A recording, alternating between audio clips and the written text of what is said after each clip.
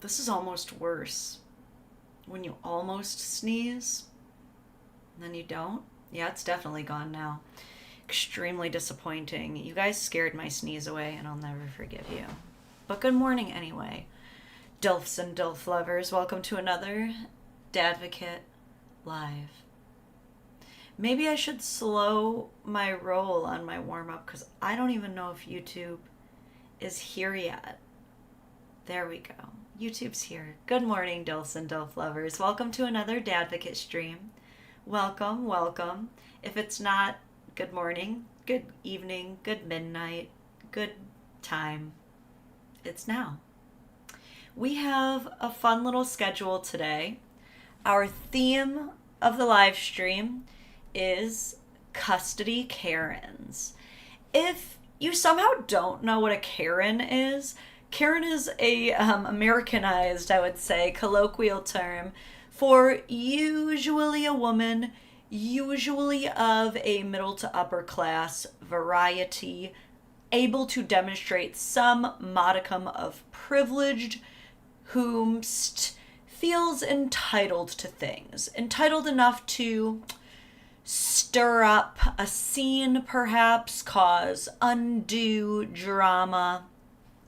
The typical appearance of a Karen is like, there's a very specific Karen haircut. Hold on, let me see if I can even pull up the Karen haircut. And I would like to offer my sincerest apologies and condolences, Karen, to the innocent Karens of my stream. You had no way of knowing that that's what was going to happen to your name. And look, as the beholder of the most common woman's name on Tinder, sometimes you just don't get to choose the reputation of your name. You just don't get to pick. So you can imagine, with your new knowledge of what a Karen is, that a custody Karen may just be someone who makes family affair matters maybe a pinch more difficult than they need to be. And look, here's the thing. A Karen, in my opinion, and on my stream, doesn't just have to be a woman. Dudes can be custody Karens too, okay? So our theme for today is going to be anonymously submitted stories that have to do with co-parenting, custodial timeshare, things of that nature, and we ourselves will decide who is the Karen in this scenario, right? Because you may have heard of an age-old adage, choose your battles. And what this means is not go out and choose as many battles as you can. It refers to the fact that you will be tempted into many battles. Choose which of them are worth fighting, because surely you cannot fight them all. Nonetheless, some custody Karens do indeed take it upon themselves to fight them all. Okay? I'm sure some of y'all know. And indeed, as SVR notes, court is in session, okay? And I'm the judge. Y'all are the jury. We have the Dadvocate's hammer of justice, okay? It's as real as it gets. I'm wearing my my judge robes, aka my cozy hoodie. It's getting there was a little nip in the air. It's like we're gonna have a bit more summer. It's Michigan, the most bipolar state when it comes to weather, but we're getting the little teases of fall, It's an exciting time. Local Michigan bird mug, created by a local Michigan artist, by the way. Justin, I see you've commented, I have some stories for you. Look, email me, lauren@dadvocate.net. Just be story for your live in the subject line, something like that. I'll read it. And at the end of this live, I will try to remember to go and check my email if we have time. If not, we'll just do another episode of Custody Karens. Why not? Let's torture ourselves. I scheduled my therapy session for before this live stream. I probably should have scheduled it for after that. All right. We'll actually begin with a video, but the rest of the stream is going to be audio friendly only until... God, you guys are really going to want to stick around for this one. We're going to warm up with some appetizer stories, but I have a main dish for y'all that is one of the craziest things I've ever seen in my life. If you like stories that will haunt you like I do for some reason, and then I wonder why I have anxiety, listen. I have got some insane screenshots for you, and I will read them to you, but like seeing is believing. Like once you see them, you are like, what? And it's one of those stories where truly, I promise you, you can try. The chat is open.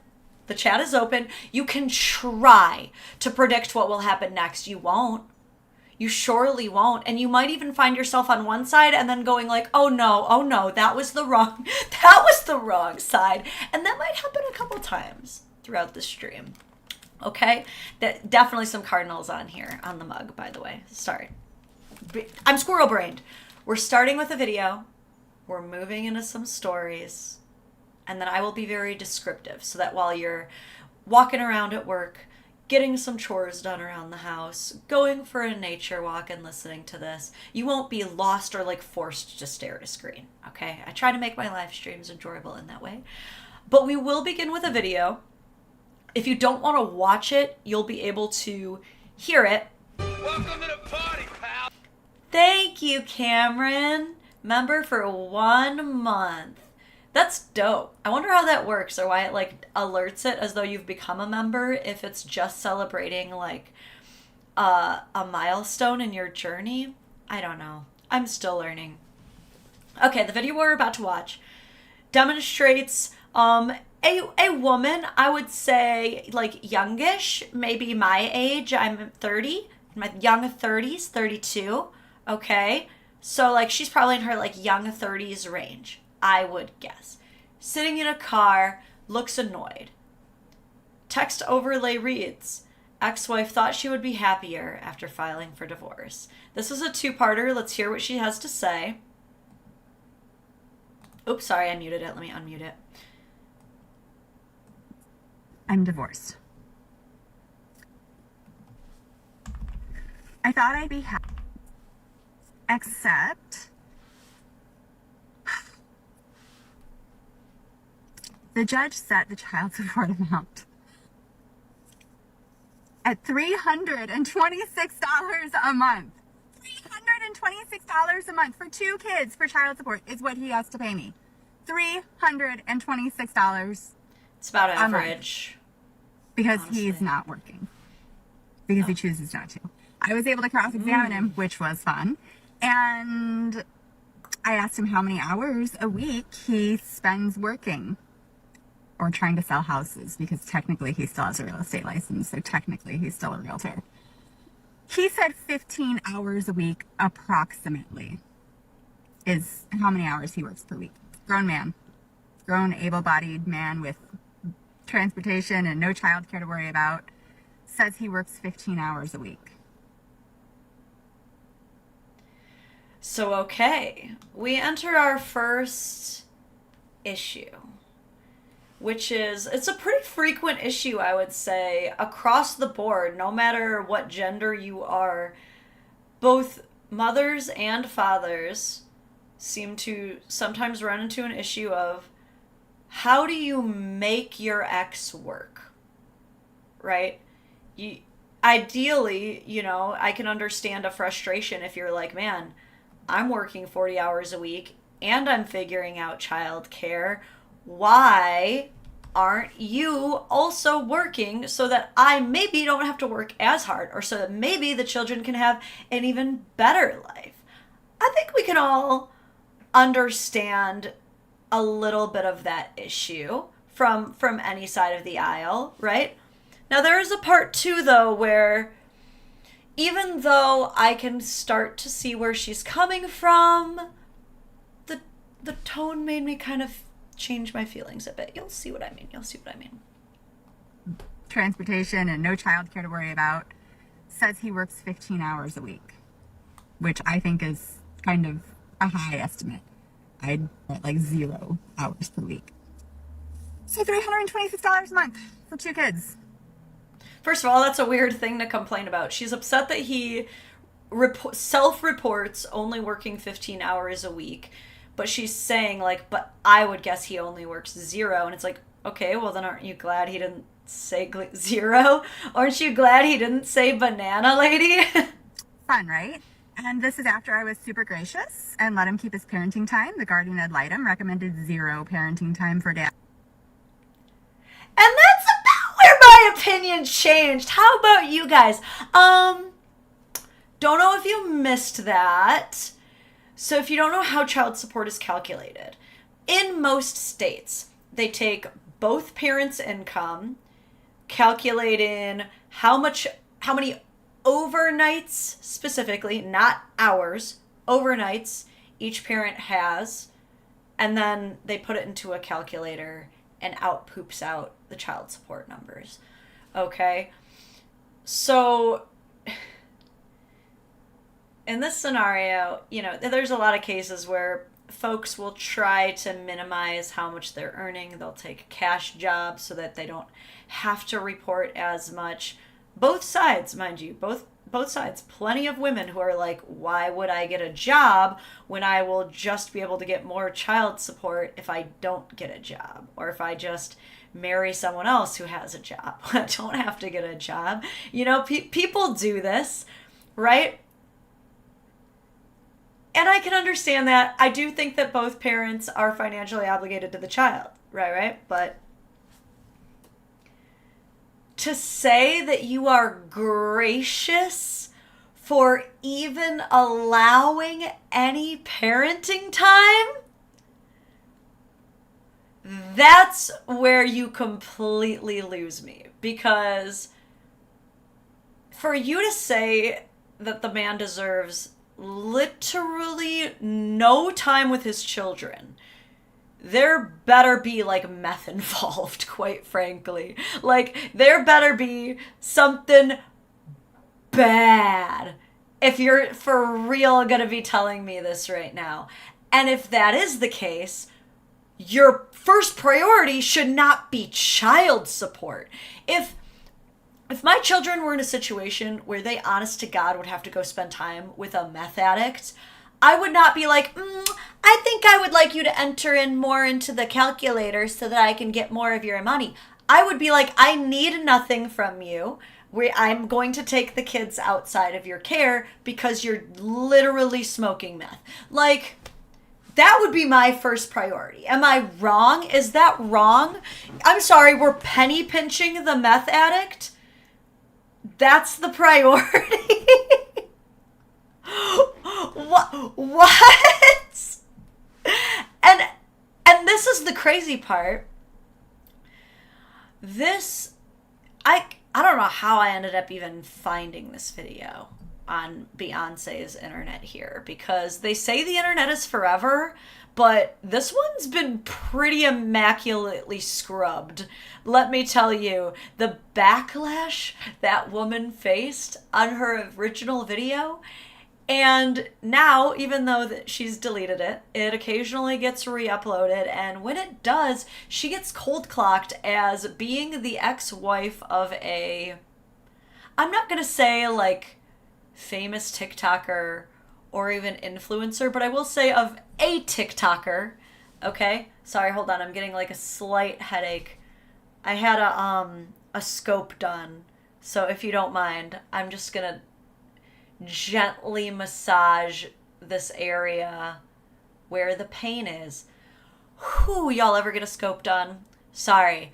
Anyway, the guy's name is Coffee with Ken on TikTok, and his videos are largely uninspiring, but also, like, he just seems like such a chill guy.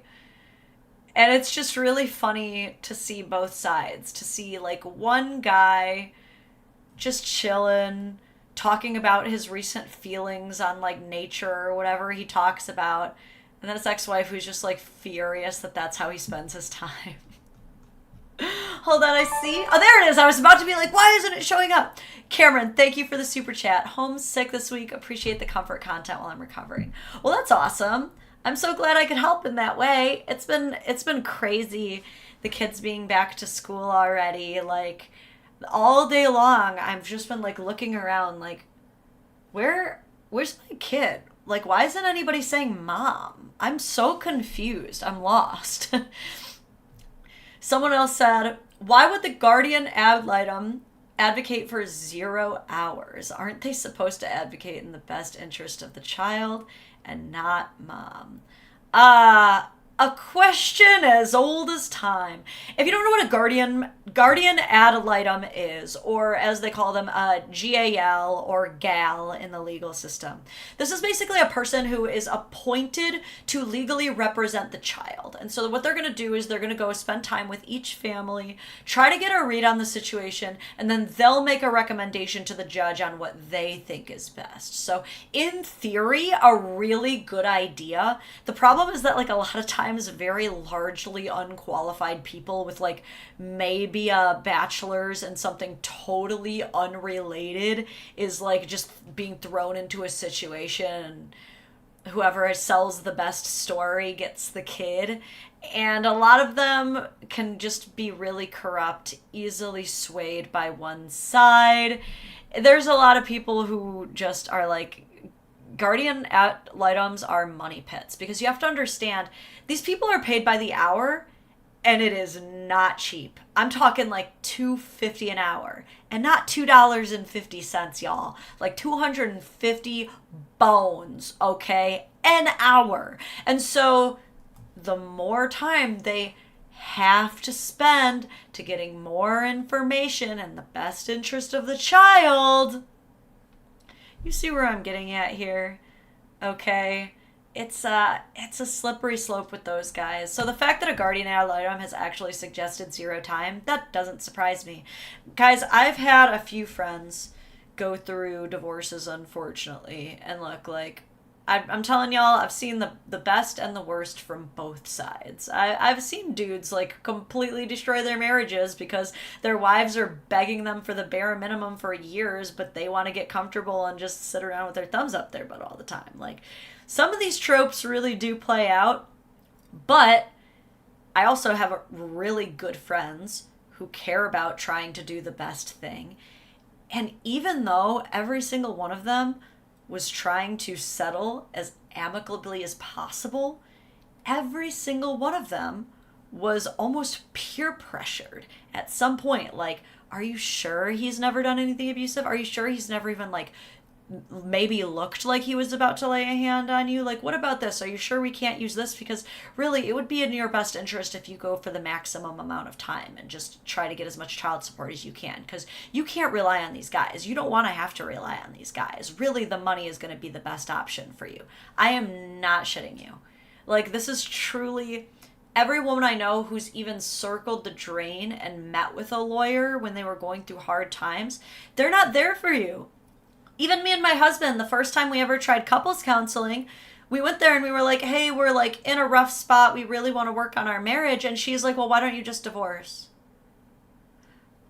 Well, a divorce is only $400 and like, you're like $200 a session. Really, it would be cheaper to just divorce. We're trying to fix the marriage though.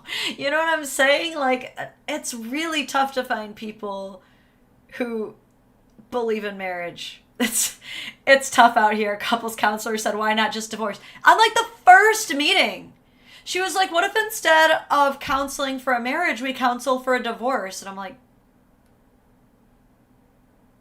wow, like you just gave up on us that quick?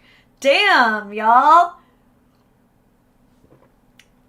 Wild, dude. Anyway, I have checked on Coffee with Ken's page. In fact, I'll let you guys take a little peekaroo with me. And gotta say, looks like he's got his kids. Look at that little sucker. Good job, buddy. But I will say the overall problem here, the whole, you know, even some of you were like, what's wrong? Does this guy have 2 broken legs? I'm like, I see what she's saying. He's, looks like a super healthy guy. Of course, you know, there's all kinds of things you can't see when it comes to health. Fortunate to be me, finding beauty, raising my game. Not raising game in the hours you're working per week, though, buddy. Yeah, he's got stuff. I know you can't see it because I cut it off a little bit here. Stuff about the Boy Scouts. It's a fair question. It is a fair question. Y'all, this is the Lotsie. Every time I live stream, my jiu-jitsu coach calls me. It is without fail. I'm so sorry, coach. I'm sorry. I'm sleeping on you. Boy Scouts. It's a... My own live stream starts playing back to me. Weird. Okay. But, yeah, and so this is one that's going to come up a couple times in these custody Karen situations, is how do you get your ex to work? A super frustrating thing.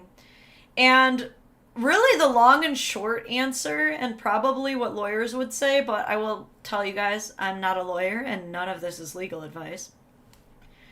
They would tell you that at a certain point you can impute an income. So let's say you've got a situation where your ex-wife is like, I'm a stay-at-home mom. I can't work. Me and my new husband, we popped out like 3 more kids and I'm raising his kid. I simply can't work. You can say, okay, well then what does a local child care worker make in the area? We'll just put that in. Okay. You can, and that's where their job is to make a compelling case for, like, are they disabled? But here's the crummy part is a lot of places will argue that your disability counts as income too. So even if you say, I'm disabled, they'll say, okay, get on disability. Then they can cut a check from that. Child support is a wild game, but y'all know me. I mostly focus on the time.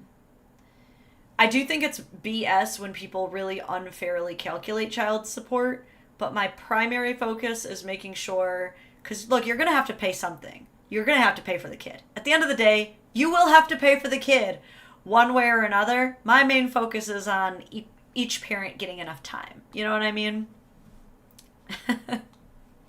It happens. It happens, SVR.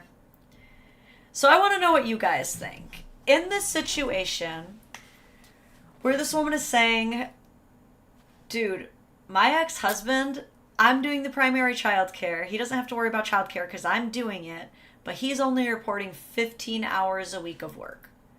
This is BS. When I generously even gave him parenting time, can you believe this? In this situation, who is the custody Karen? Do you vote ex-wife is the custody Karen? Do you vote, there's 3 options. Do you vote ex-husband is the custody Karen for evading his financial responsibilities? Or do you vote that both of these people are being a little bit Karen-y right now? I want to hear it, y'all. If we have 50-50, we shouldn't be paying at all. It's tough, though, because you have to, like, what if, like, all the doctor appointments just happen to fall on one person's time and you just end up paying for all of them? You know what I mean? There's got to be some system where you agree to, like, split expenses somehow. Yeah, you do get the option of they all suck. Golden just voted they're both being Karen-y. Everyone sucks is what Punslinger's vote is. Childcare expense escrow account. Yeah, I've always liked ideas like that. All right, I think that we have concluded in our first story of the day where the dad is refusing to work an adequate amount of hours to be able to reasonably provide for his family, and the mother thinks that she's some kind of like merciful God by allowing the father of the child to even see his kids. I think that's both pretty Karen-y nasty work. Okay? Judge, advocate, and the jury of chat has decided You're both Karens. Get to work. And you are not a saint for letting your kids see their dad, dude. That's his right. That's your children's right. You denying the time would be nasty work. You don't get further accolades for doing the bare minimum of allowing time, dude. Hey, like the stream. Thank you. Yes, as your friendly reminder, if you haven't already, hit the like button on that stream down below. Sub if you haven't already. For this next story. Look, I think a lot of us have a lot of empathy for those struggling financially. Like I said before, child support is not ever like my biggest concern. Like, you're not going to make me hate you if you're behind on your child support. You are going to make me hate you if you deny your kids seeing their parent because they're denied on child support or behind on child support. You know what I'm saying? So I have a lot of empathy for us underdogs who happen to be struggling financially. That being said, what do y'all think about this one? This anonymous submitter wants to know,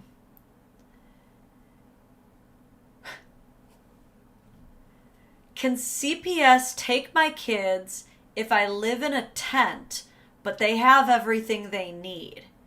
They have clothes, food, warmth, beds, and I have a job. What will happen when CPS visits?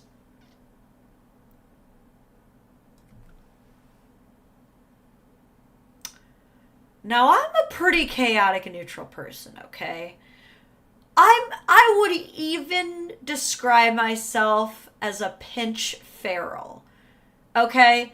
Like, if my kid finds an old Dorito under the couch and eats it, I'm not gonna lose any sleep. It's gonna build their immune system. You know what I'm saying? We can get a little wild. We can get a little rowdy. A tent?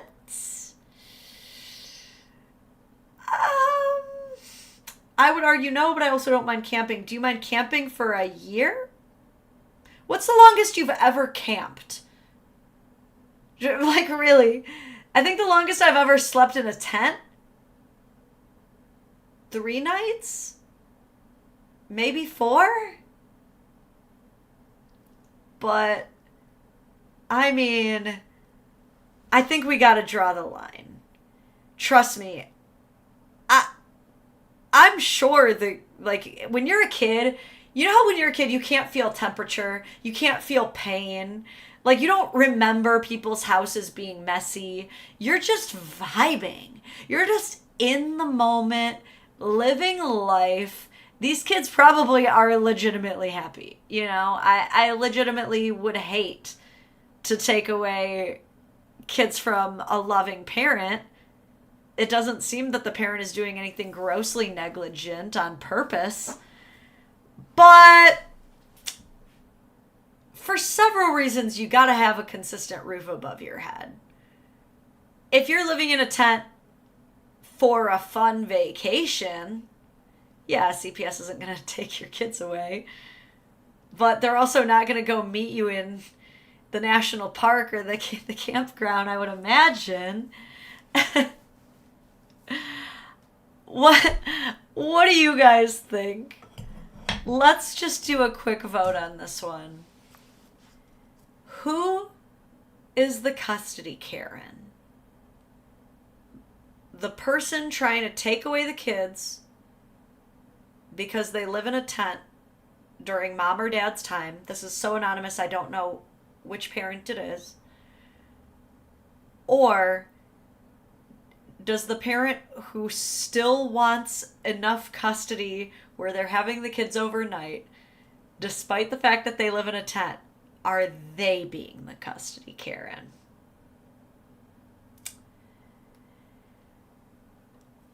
Tell me what you think. There is no everyone sucks here option this time. Black and white. Is the person living in the tent or the parent not living in the tent the custody Karen? We're talking the other parent called CPS on them for living in a tent. Are they the custody Karen? Or is the person living in the tent but still expecting custody the custody Karen? They have any other necessities? This is exactly what they have described they have. They have clothes, food, warmth, beds, and I have a job. I mean, el baño, outdoors, the great outdoors, dig a hole. We got one vote for the not the tent person is the Karen. The person in the tent person is the Karen. All right now, it's a little bit of both. Wait, do they have like toys? That could be categorized under warmth, maybe. There are tents and there are tents.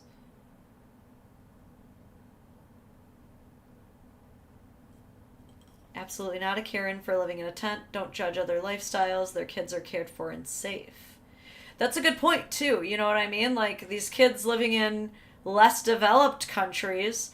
Let's talk about, there's places in the Philippines where people are absolutely still living in huts. Do we take all their kids away?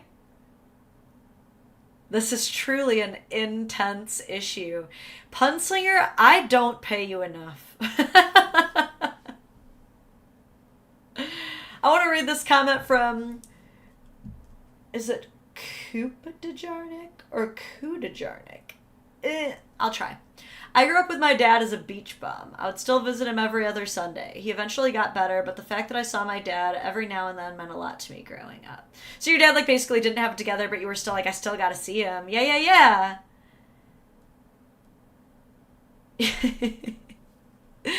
I've never once paid you, Punslinger. I truly... But both statements still stand. I don't pay you enough. A hut is better than a tent. Haven't seen any tent people in the Philippines. Poverty is big, though. I still don't know fully what we voted. You guys are super torn in the middle of this one.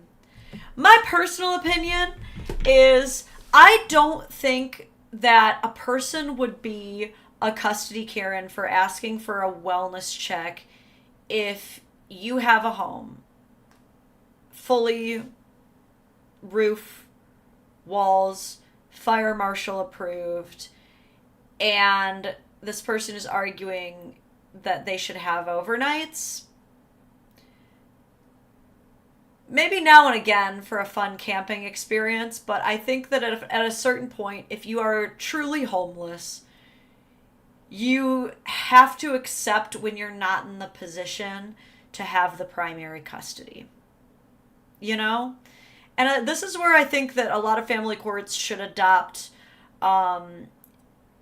development plans as well. Like, once this criteria is met, then an expansion will occur. You know what I mean? Like, once you have found any housing, then absolutely your time increases. But I think that if you're in a situation where you're literally living in a tent, that's not going to be sufficient when the kids are school age. Really, and what kind of weather? How is there never any weather issues? There's that one's a tricky one. I don't think that you should lose your parenting rights. But if there's someone better to have custody for a bit until you can, like, maybe work for a bit more. Okay? Because here's the deal. What does it mean to be a good parent? Is it just being present and there for your child? Or is it sometimes having to make sacrifices where you occasionally have to be away from your child so that you can give your children a better life? This is where it gets tough with parenting. And this is where most good parents have had to do that. Most good parents have had to sacrifice being there so that they could work on something to give that child a better life. So in this situation, I don't necessarily think the person in the tent is being a Karen for just trying to give their kids a good life. And there's also not enough detail to know if there is anywhere better they could send the kids. You know, it's debatable if foster care is better than living in a tent with your parent who loves you. Because some of these foster parents do not love these kids. Some of these foster parents are just using it for a state assistance paycheck. And some of those foster kids are some of the most mistreated kids out there. So to be honest, I'm personally going to vote on We Are Torn. We're torn. We're completely 50-50. I rule mistrial. I can't decide. The jury's too torn. It's that one's a tough one. That one's definitely, we gotta look into it. I approve of CPS looking into it. Hopefully they don't lose their kids. That's my final take. Okay? A hung jury. A TJ ass jury.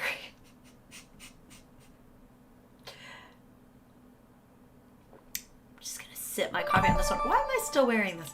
Steve, thank you so much for the 20. That's going to go to my scope costs and my allergy test costs and possibly my surgery costs. Hey, I have a hearing today for my daughter. My situation is nuts and sadly not unique, but I can't seem to... Dang it, sorry. I gotta go check the rest of it. But I can't seem to find anybody talking about it. Is there a good way to reach out and get more of a spotlight on these situations? Depends on what your situation is. The thing about these situations is that every single one of them is a snowflake. Family court situations, they're all so unique, right? Like, I'll have people message me and they're like, oh, you know, I'm going through a divorce. Like, what should I do? And I'm like, I don't know. All you've told me is you're going through a divorce. Like, I need to know so much more information before I can even start to tell you what you should maybe do, you know? But as far as where to go, there's definitely great communities. There's a lot of like fathers' rights communities, equal shared parenting communities. Facebook groups are usually good, especially because there's like anonymous posting features, so you don't have to put yourself and your face out there, you know, to get pretty decent advice. I recommend joining pro-se groups because even if you end up getting legal representation for yourself, which depending on your situation and the severity of it, I usually recommend, for small modifications, you don't usually need a lawyer, but if it's like my ex-wife wants to take my kid out of state, 5 states away, then like, yeah, get a lawyer, you know? But there's a lot of pro-se groups. Join those so that you can just get a better understanding of how things might work, but just know that it's such a gamble. There's so many maybes, but like you could go in front of one judge who has a completely radically different opinion than another judge. That's why like you can get one result during one trial and then you appeal it, you get your eyes in front of, or you get new eyes on it from a different person and they're like, oh, holy shit, I'm seeing this a completely different way, and you get a completely different result. You know? So definitely join those groups though. Thank you, Black 1917. Thank you so much. I will keep it up. No matter what. Okay. Do I want to get into the crazy one or do I want to do some more? Let's keep nibbling at these, and I'll let you know when we're about to get in the crazy one, okay? Then just stick around to the end, because this one blew my mind. But all right, back to choosing our battles. These custody Karens. This one was submitted by a father, an ex-husband. He says, is there anything my ex-wife can do legally? This weekend is my weekend. This is the only weekend my girlfriend can get off before my daughter's birthday. I want to take my daughter to a zoo 4 hours away. Okay, I'm sure we've all been here. You know, our time is precious and it can be really hard to plan stuff, especially the more people we throw into the mix. However, my daughter has a significant event that is a year-end roundup for a club she participates in year-round. If she misses it, she doesn't get to count this year toward her participation for the year and whatnot. I honestly don't care about it. Her mother doesn't invite me to go and I get refused to go because it involves a big... Hold on, this is weirdly written. I have to sometimes translate people's bad grammar, but I'm going to read it exactly the way it's written. Maybe you guys can help me out here. Her mother doesn't invite me to go and get refused to go because it involves a big part of my ex's life I don't want to be in. And it's a lot of work I don't want to do. So you're telling me if your daughter doesn't go to this, an entire year of the work she's put into it no longer counts? And you just don't wanna? He goes on. Her mother put it in the OFW calendar. That's Our Family Wizard, a co-parenting app that is honestly a lot of times mandated by court orders. But it's also a useful app if you feel like paying for something like that. Her mother put it in the calendar back in January, and in March told me she was flexible on my vacation, gave up her first pick vacation, and the only restrictions she had was this event for the kids, and she didn't want the kids missing the first week of school. Okay, so back in January, she was like, I will literally give up my first pick vacation. This is how our custody order works too, is like we alternate who gets to like pick times for vacation weeks, like each year, like who gets first pick. So she's saying, look, I'll give that up if you can just agree on this one day and that you won't take the kids like out of town or anything during the first week of school, which like, to me, that seems very reasonable. I don't think any of you will disagree. I don't think this is a crazy ask. And putting it in back in January, that's as early as you can get it. Like, if you want to argue with her on this, like, I feel like you're just being a difficult parent on purpose. He goes on to say, I put it on my out-of-state request, and she flipped out because our daughter is missing this event and is devastated. She also lost her mind because this restriction was her vacation request.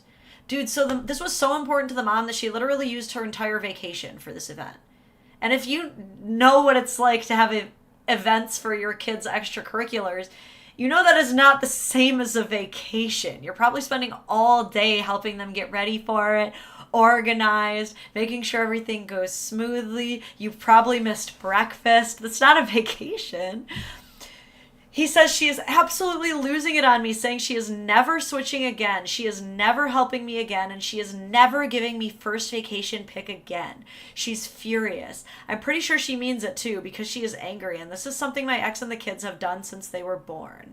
Allegedly, my kids are devastated. My attorney told me that since we don't have explicit extracurriculars in our parenting plan and my ex did not file a formal vacation request, I can deny her vacation and not allow her to have one if she doesn't follow a specified format. I can also file contempt on her for telling the kids I'm not letting them go.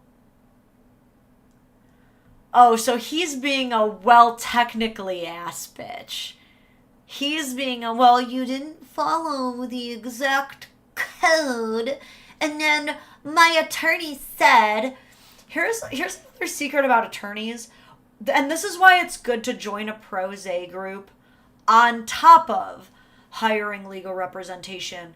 Because you don't know these lawyers. Why would you honestly ever 100% with your entire chest believe that lawyer has your full best interest at heart? I'm sorry, that might sound a bit jaded, but you are a full-on dumbass if you ever hire a lawyer and you think this person 1000% cares about me. No, because if they did, they would do it for free, wouldn't they? Wouldn't they? Because they can. Lawyers benefit a lot from taking cases, whatever the word is that someone's going to say in the chat later, then it's even going to matter. But when they do it for free, they could. If they wanted to, they would. Pro bono, thank you. You're the best. And Oni Moose? Yes. My vision's bad. Yeah, they would just do it pro bono. Okay? If they're not doing it pro bono, there is no reason for you to think that they will act 100% outside of things that could possibly benefit them. And the more time you guys spend arguing in court, who gets paid more? Okay? So if you ever get a gut feeling that your lawyer is maybe encouraging you to be antagonistic when maybe you don't need to be, when maybe you could just settle and you don't have to keep going this far, like, listen to that gut instinct, because this is an example of one of those bad lawyers who's gonna get this guy fucked, quite frankly. Like, who's gonna get this guy absolutely screwed over, because a lot of judges, they do see through this bullshit, and it pisses them off when they're like, are you serious right now? Like, she told you about this a year in advance. This clearly means something to your daughter. What do you mean allegedly they're devastated? If you worked on something for a year and you were told, oh, well, we can just throw that whole year away because my girlfriend wants to go to the zoo.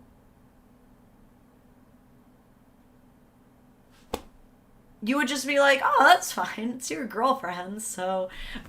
Are you kidding me? He goes on. I did offer a compromise, but my ex flipped out about that too, saying that they wouldn't let her participate because my daughter was missing sign-in, and driving that far like that would be way too much on her to be able to compete appropriately. But I'm sure she could have made something work. My attorney said as long as I offer a compromise, I'm in the clear, even if it was ridiculous and didn't work. So you're agreeing that your compromise is ridiculous and will probably not actually work.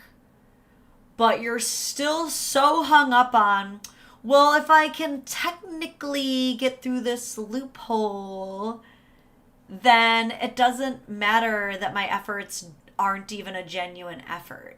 Because my attorney says that if I say I made an effort, that's as good as making an effort. My attorney said so. It's like the bully at school who's a piece of shit to everybody, and he's like, but my mom says that she thinks that I'm the sweetest boy on the playground. It's like, your mom is not a credible source anymore, Billy. Ew. He keeps going. My ex is also mad I refused to switch or allow the kids to go to her wedding over the summer. But again, it was a last-minute situation while she was in the hospital. I offered her a switch. She couldn't make it work, so my attorney said it was her fault and I don't have to give her vacation or help her out. So this part's a little bit, it's patchy. I'm doing my best. I'm reading it verbatim. I'm trying to figure out what he means by this. If it's true that it was a very last minute thing, like you already made plans to go to the roller coaster park, and then all of a sudden your ex-wife is like, hey, I've decided to elope with Jerry. Can we switch weekends? I can see you being like, I didn't even know you were engaged to Jerry. I was going to go to the roller coaster park. What the fuck? Like, I could see that. So since I don't know all of the details here, I'm kind of like, what? I also don't know what the last minute situation while she's in the hospital is. Like, if she was like, I think I'm going to die, so I want to get married before I die. That's also so chaotic that I don't know how to fully judge this.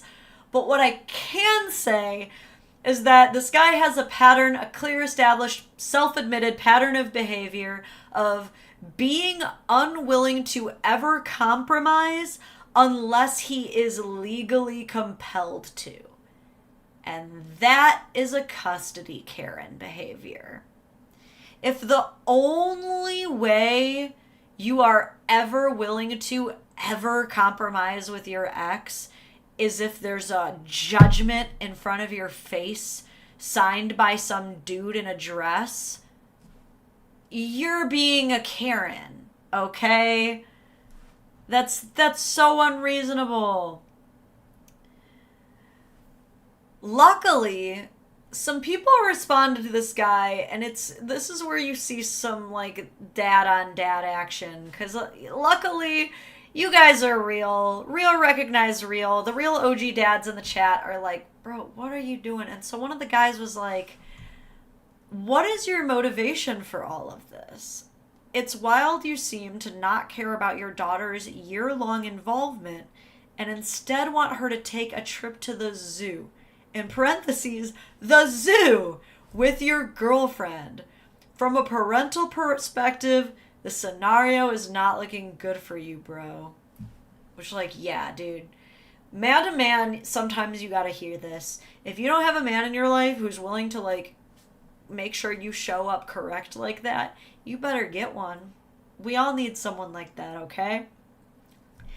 But this guy responds, I have a limited amount of time with my kids and I want to spend it with them, not running around to places I don't want to go.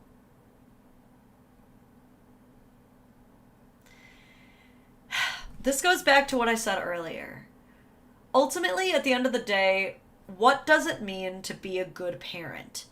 Is it just spending time with your kids, or is sometimes sacrificing your involvement so that you can work hard to make their lives better? Good morning, Zachary. Thank you so much.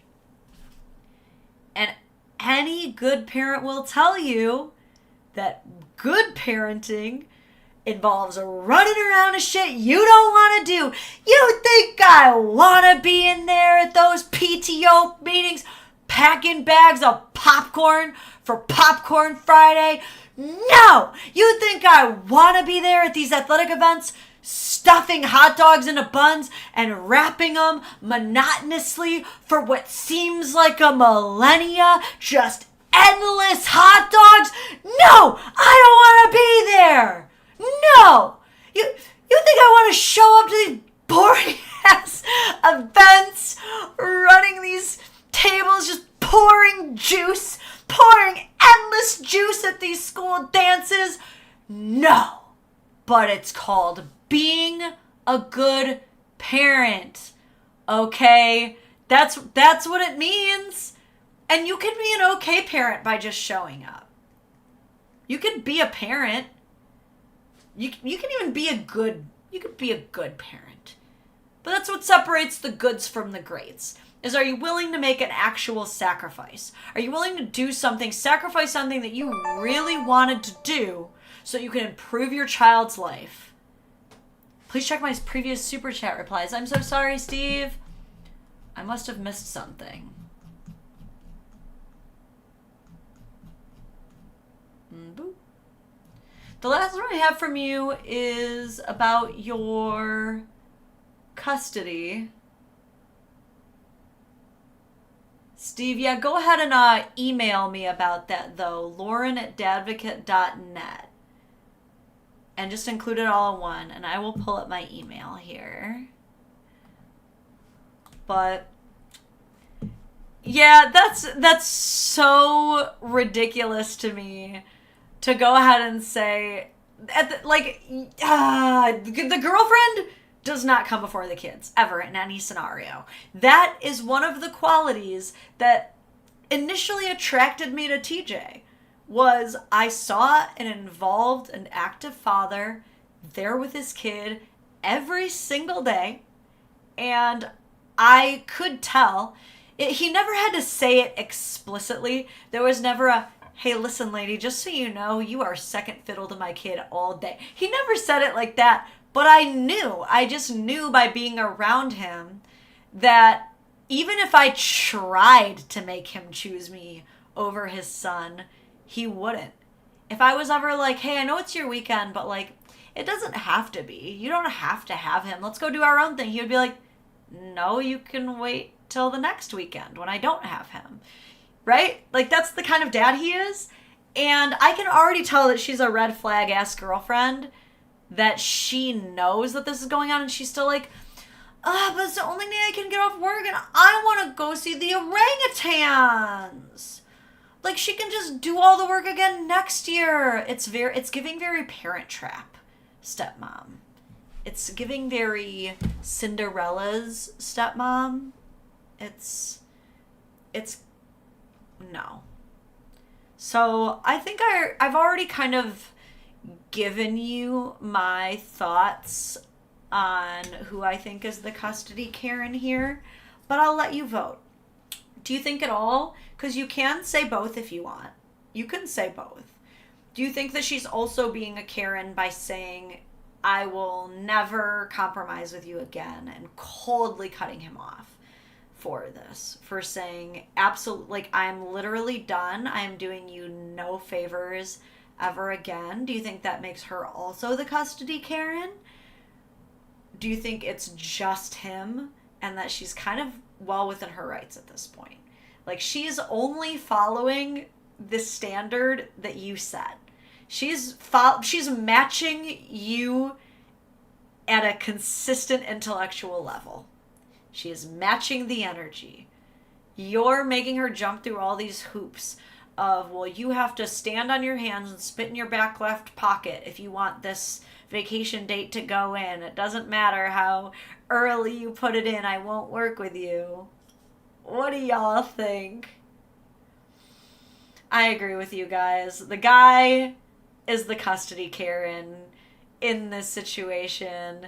Dude is the custody Karen. And if I can take it a step further, I don't like to do a lot of diagnosing on this channel, but it is giving very covert narcissist. It is. It is giving very, the only reason I even wanted custody is so that I can weaponize the kids and hurt my ex. I bet you he didn't even show up for his time with these kids until the girlfriend got involved.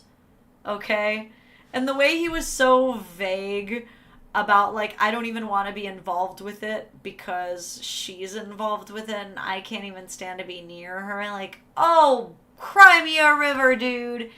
It's your kid. You don't have to talk to that lady. You just show up and say, like, you did amazing. That's it. That's it. Go talk to other parents. You don't have to talk to them. Good Lord. What a Karen. What a goddamn Karen, dude.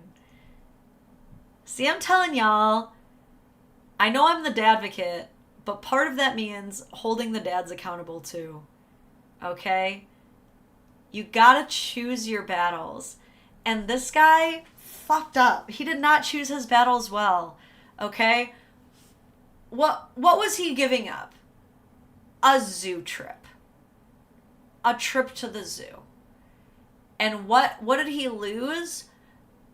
Permanently the ability to ever negotiate with his ex.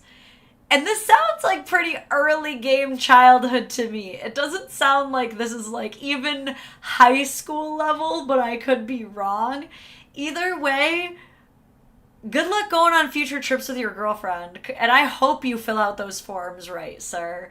I hope that you file that vacation to the T. Because if you don't, no one's going to judge her when you don't get it. That is all I can say, man. All right. This one's pretty crazy. Every once in a while, I hear some really crazy orders. Like, there's no set precedent for what a jurisdiction ordinarily does. A long-standing lawyer or officer of the court may have enough familiarity with precedent cases to gauge what is majoritively done amongst a county.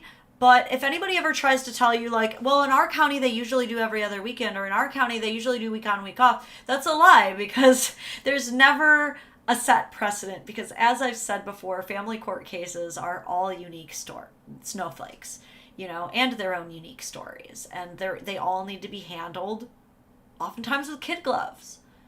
However, I think we can usually agree that one day a year is fucking insane, pardon my French.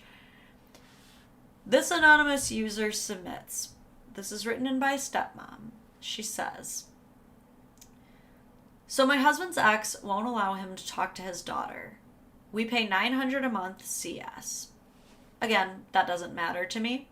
Whether you pay or not, you should be allowed to talk to your daughter. There is no magic number that should grant the access. The way it works is if you have enough parenting rights to pay the child support, you have enough parenting rights to see your child. End of. Because if your parental rights are terminated, the child support is terminated. It's both or nothing, guys. Thank you, Steve. I will check that.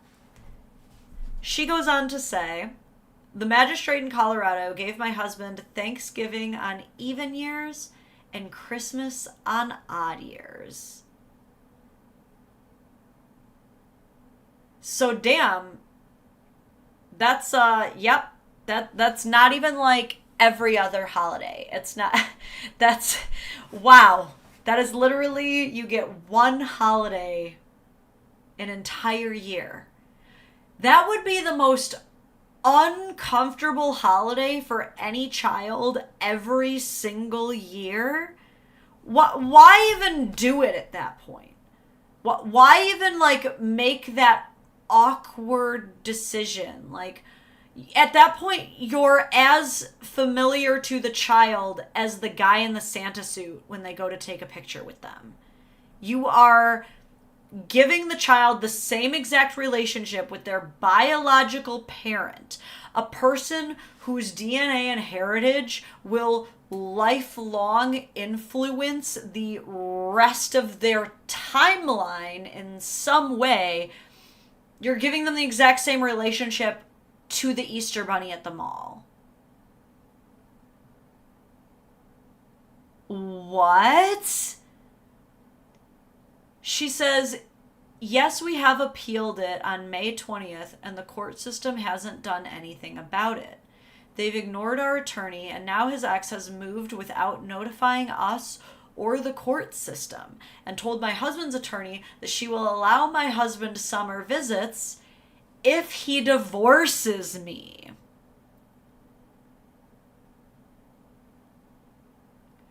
Now, I need you guys to understand that this happens. This is a crazy thing that happens is oftentimes when the mother has established custody, when any parent has established custody, and they can prove it, and there's nothing specifically in the stipulation that says, and you cannot move X distance further away from this county. If it doesn't have that, typically what you're allowed to do is take your custody paperwork wherever the fuck you want, roll up and go, hey, do you want jurisdiction now? I have custody, you can have it. And they'll go, yeah, we want jurisdiction because then we get a cut of the child support. That's awesome. And they'll just snatch jurisdiction. And it's easy to do that because the only way that there's ever a problem with them taking over the jurisdiction is if it then goes to like a Supreme Court battle between states. Do you think the states want to have Supreme Court battles over a couple baby mamas and baby daddies? No. So they get away with this shit all the time. Arguments over jurisdiction bog down family court like a final boss Dungeons and Dragons monster. I swear to you, like, jurisdiction battles are easily a level 20 monster if we're talking about the role-playing game of family court. It's a nightmare. So the fact that she's able to just be like, shoop, and you remember how we were in California? Now we're in Florida. Bye! Like, that's allowed. 100%. What blows my mind, though, is that an attorney would participate in drafting such an unreasonable and psychotic demand as, I'll allow a voluntary extension of your time, very graciously, if you divorce that woman. But here's the crazy part. It happens all the time because lawyer negotiation doesn't have to follow any rules. There is no perjury. There is no, oh, but you lied in this email. You can lie. This shit isn't even admissible in court anyway. If you literally, If your ex's lawyer sends you something and they go, I actually trust you to be around the kid. I'll give you week on, week off under the condition that you divorce your wife. You literally can't take that email into an evidentiary hearing and say, but you see here, she said here that she would trust me with the kid. She's entertaining it. She's just making these unreasonable demands. It's not even admissible. So they're allowed to be crazy. They're allowed to be crazy. And if you do get gaslit enough and you decide to comply with the crazy, a judge will write it into order. If you literally want to write into the order, this parenting time is contingent on my ex divorcing his wife and never dating again. If he signs it, a judge will write it into law. A judge will write it into an order. They don't give a fuck. A judge will not say, I know that you both agreed to this, but this is fucking crazy and I'm not signing it. They won't. They'll just be like, glad you guys worked it out. Better not date anybody, fucking loser. What's so crazy is that's how these insane scenarios even happen. Now again, two people have to agree on it. And this is where you also have your soft power, is just don't agree to stupid shit. Okay? James, thank you. Thank you for the 10. Off topic. I'm a cis male and I like your vids. I have this fear that this will be just an alt-right trapdoor spider. You're nice, empathetic. It also feels like only alt-right pretends to this to men. I think I know what you mean by that. Anytime, I will totally address this. Anytime that you advocate for men, anytime you talk about fathers' rights, it's right next to the MRA to red pill to black pill to alt-right pipeline. It's dangerously close. And it's weird to me too that if you look up like men's rights advocate, like MRA is like father's rights just falls into that umbrella naturally. It's just, I get it, because there's a lot of people in the space who they let the villain origin story win. I don't know how else to say it. And every villain, when you go and look at their origin story, most of the time, if they're a well-written villain, you're like, I totally see what turned you to the dark side, brother. I see what got you here, sister. Like, almost every well-written villain has an understanding origin story, okay? And so it's gonna happen when you have your child ripped away from you for superficial reasons and you have to give your lifeblood to support someone who maybe cheated on you, maybe took everything from you, lied to you, made your life miserable. And now, not only all of those things, you have to watch some dude, maybe even the dude she cheated on you with, get to spend more time with your child than you. Not every one of us is going to come out of that calm, dandy, and reasonable. We're just not. Let me read this real quick, and then I'm going to go back to my tangent about the dangerous pipeline. Not saying what he did was right, but I can understand wanting to enjoy your time with your kids. Exactly. That's why I covered that. I completely understand that, but that's where the good to great parenting comes in. You know, I of course know what it's like to have limited time. You know, my husband has had to fight.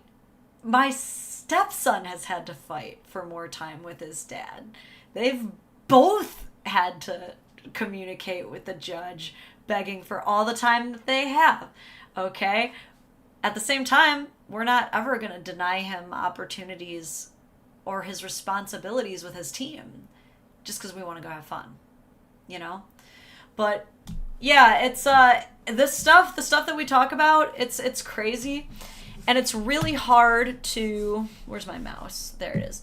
It's really hard to find sane, reasonable, rational people in these spaces, because even those who start off like, I've got my head on right. I'm healthy. I'm healed. If you spend enough time in the space and you hear enough of these horror stories, it'll still like be like, oh my God, I'm so enraged about all of this. And so it's tough to keep it tempered. That being said, I should show some wholesome things too. In the middle of some of these, you know? So I try to keep it fair in these stories. It's like, these are crazy, but that's why I try to show you guys that, like, sometimes the dads are the problem too. We try to keep us all rational while dealing with these. There's pros and cons to these stories, you know? I want you guys to hear these, and so you can kind of be like, wow, I'm glad it's not that bad. Also hear these and be like, oh shoot, I've come dangerously close to handling my situation that poorly. I try to tend my audience and tend the material that at least I deliver responsibly. But I definitely hear you. It's easy to fall into dangerous spaces when you follow content like this. So I try to be the refreshing voice here and there. Yeah, gotta sound skeptical. That's why you'll never hear me be like, oh, I'm so this pilled. Like, no. We don't take a pill here. We don't subscribe to one specific ideology here. I will admit when I'm wrong. You know, there are things that I've thought before and been committed to, and then I've learned a little bit more and been like, oh shit, I was wrong about that. You know, so you gotta be careful with that kind of stuff. And every creator that you watch, even if you're like, dude, they're so right, they're so real for this, like, just know you're gonna disagree with them sometimes, as you should. No one agrees with me 100%, nor should you. That'd be weird. I don't know. I probably wouldn't mind, honestly, but but it would be an anomaly. So I don't think we ruled on that one. I don't even think we finished this one. What did he say? Oh yeah, that was just it. Who do you think is the Karen? I think that there's only one Karen. There's no way to rule that the guy who only has one day a year is doing anything wrong because he won't divorce his wife to get more time with his kids. But if you do think that way, if you are like, look, if you really loved your kids, you would forego any kind of romantic happiness. You gotta do it a little bit. You can't just be having these hoes move in week one into dating them if you have kids. Of course. You gotta slow it down when you got these babies to think about. But I think we can concretely rule. She's the Karen. One day a year. Just sever the rights at that point. Just take them out back and shoot them, dude. What? One day a year? That's not a parent. That's the Easter Bunny. Wild, dude. All right. So this next one's another pretty common one. So I wanted to cover this just because this is probably an issue that may have even come up in your life, a lot of people's lives watching this. This guy says, I have my kid every other weekend. My ex recently told me that next year she will be taking a trip and that my kid will be staying with me for a month. First of all, soft custody Karen move whenever your communication with the co-parent is not a, hey, I'm thinking about this. What do you think? Are you amicable to this? And instead it's a, we're doing this. Always a custody Karen move, dude. Just try to avoid doing that. All it comes across as, even if it's not your intention. Thank you, by the way, Cameron. And yes, I guess I will give you the orange pill. But all it ever comes across as whenever you communicate, like, just so you know, this is what we will be doing. This is what will be happening. You just come across as a custody Karen. You just look like you're a control freak who's deeply insecure, and you gain your confidence by feeling like you are the most in control of every situation of your life. We see through it, dude, and it's ugly, and it doesn't make anybody want to work with you. It truly, especially if the ex that you're trying to make demands to is in any way neurodivergent, because those motherfuckers have such a predisposition to be immediately averse to anyone trying to like force a direction on them without clear and explicit instruction of why it is the better way, or allowing them a grain of consent of like, yes, I agree I should be doing this. If you try to compel a neurodivergent person, you're going to have a hard time because they are not compellable. Anyway, he says, my question is that is there a way CS can cancel my payment for that 1 month my kid is with me? Thanks. This one comes up a lot.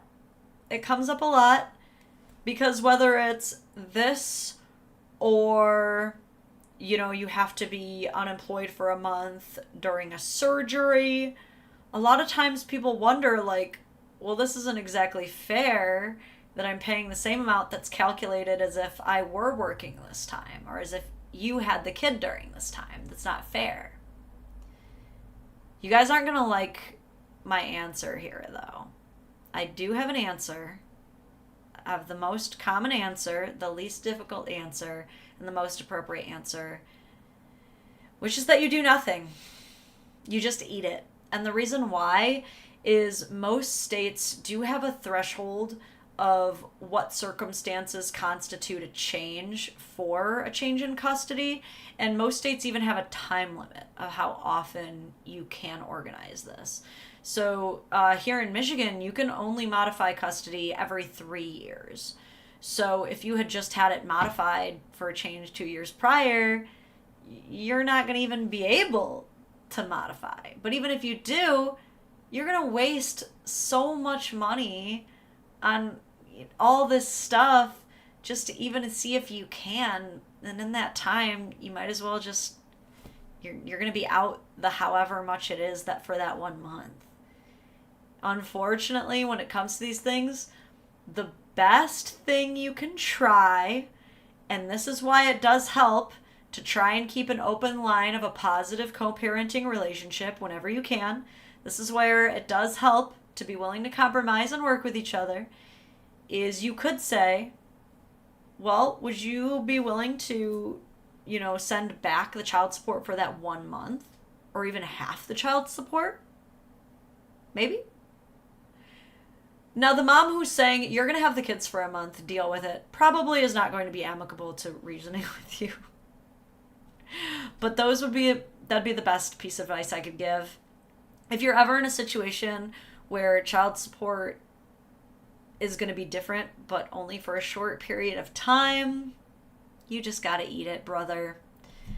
But we're not talking about good advice. We're talking about who's being a Karen.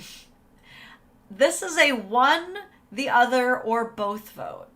Do you vote that ex-wife is the custody Karen for, one, demanding that he just take the kid, not negotiating it, just so you know this is happening. I want to take a vacation, so you're my daycare, thanks, but not even thank you, you're just doing it. As well as, let's assume she's not giving him the child support back on her own. Is she the custody Karen in the situation? Is he the custody Karen for nickel and diming child support when in reality whatever he's paying is probably even less than whatever perhaps the primary parent is already paying? That's a commonly held belief. Or are they both being Karens? I got a few votes that the ex-wife is the custody Karen. Other parents should always have right of first refusal. If you don't know what that is, putting right of first refusal into your parenting time agreement makes it so that if someone is going to hire childcare or arrange childcare, they have to first consult with the biological parent to see if they're available for that parenting time anyway. I love right of first refusal because there are so many parents who will just literally have the child at their boyfriend's parents' house, at grandparents' house, day in and day out, when the other parent is perfectly available and there, and there's nothing wrong with them, they'll just do anything but let their ex be an equal parent for whatever spiteful reason. Cameron says, does being a D make you blue pill?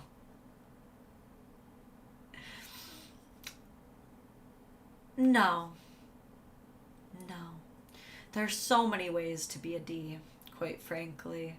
I think we have ruled she is the Karen for making demands, taking the kid, and not offering the money back.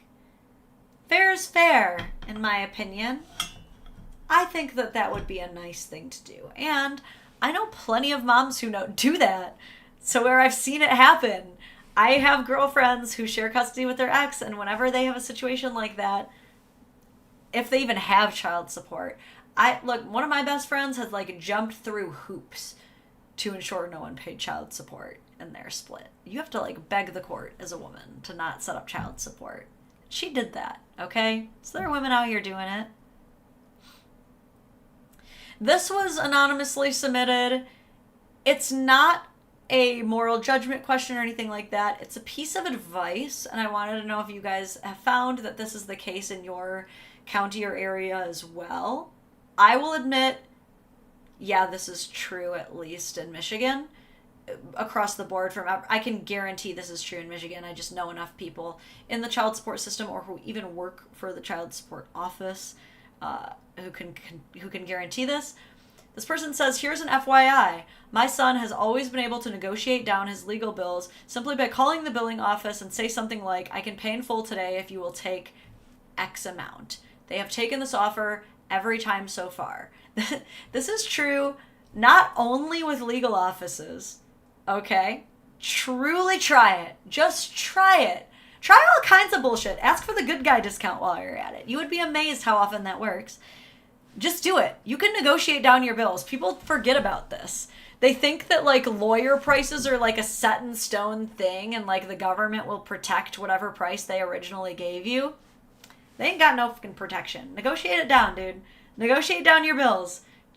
No one's gonna get you in trouble for asking. Just ask. Just do it. Try it. Same with child support. It's not going to reduce down whatever you have in arrears, but if you're ever worried that your license is going to be suspended or even worse, that you could be sent to jail, just call the office. Just say, I'm trying my best. Can I just give you $20 and you won't suspend my license? And they'll tell you yes. You just have to communicate with them. Most offices, I won't say all, I don't live in all of America, but most offices, child support, just make an effort. Just say, this is the best I can do. Can we hold off on that license suspension? They'll be like, sure.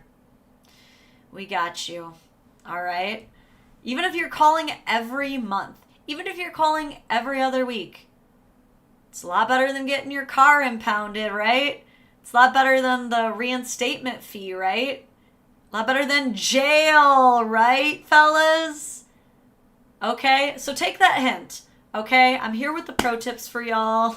Communication, I think I'll just go to jail. That's sadly what a lot of dads who don't join communities like this and hear from their brothers and learn from other people's mistakes, that's what they choose. They're like, well, it's going to happen anyway. They get their Eeyore on, I call it. They get all apathetic.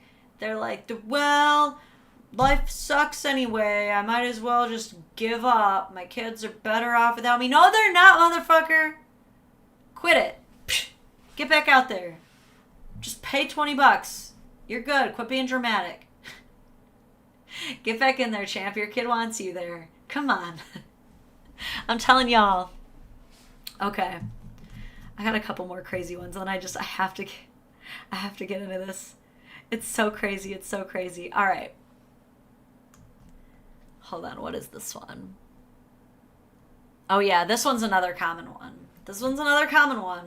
And I hate saying that they're common, but look, I'm always trying to put y'all fellas onto something. And women in the game, Y'all need to know this too, because you never know if you're going to end up like me, falling in love with some kid's dad, and now you got to go through this rigmarole, okay? So listen up. I hope you never have to be the mom. I hope you never have to be the grandma kept away from your grandkid because of the shit like this. So listen up, okay?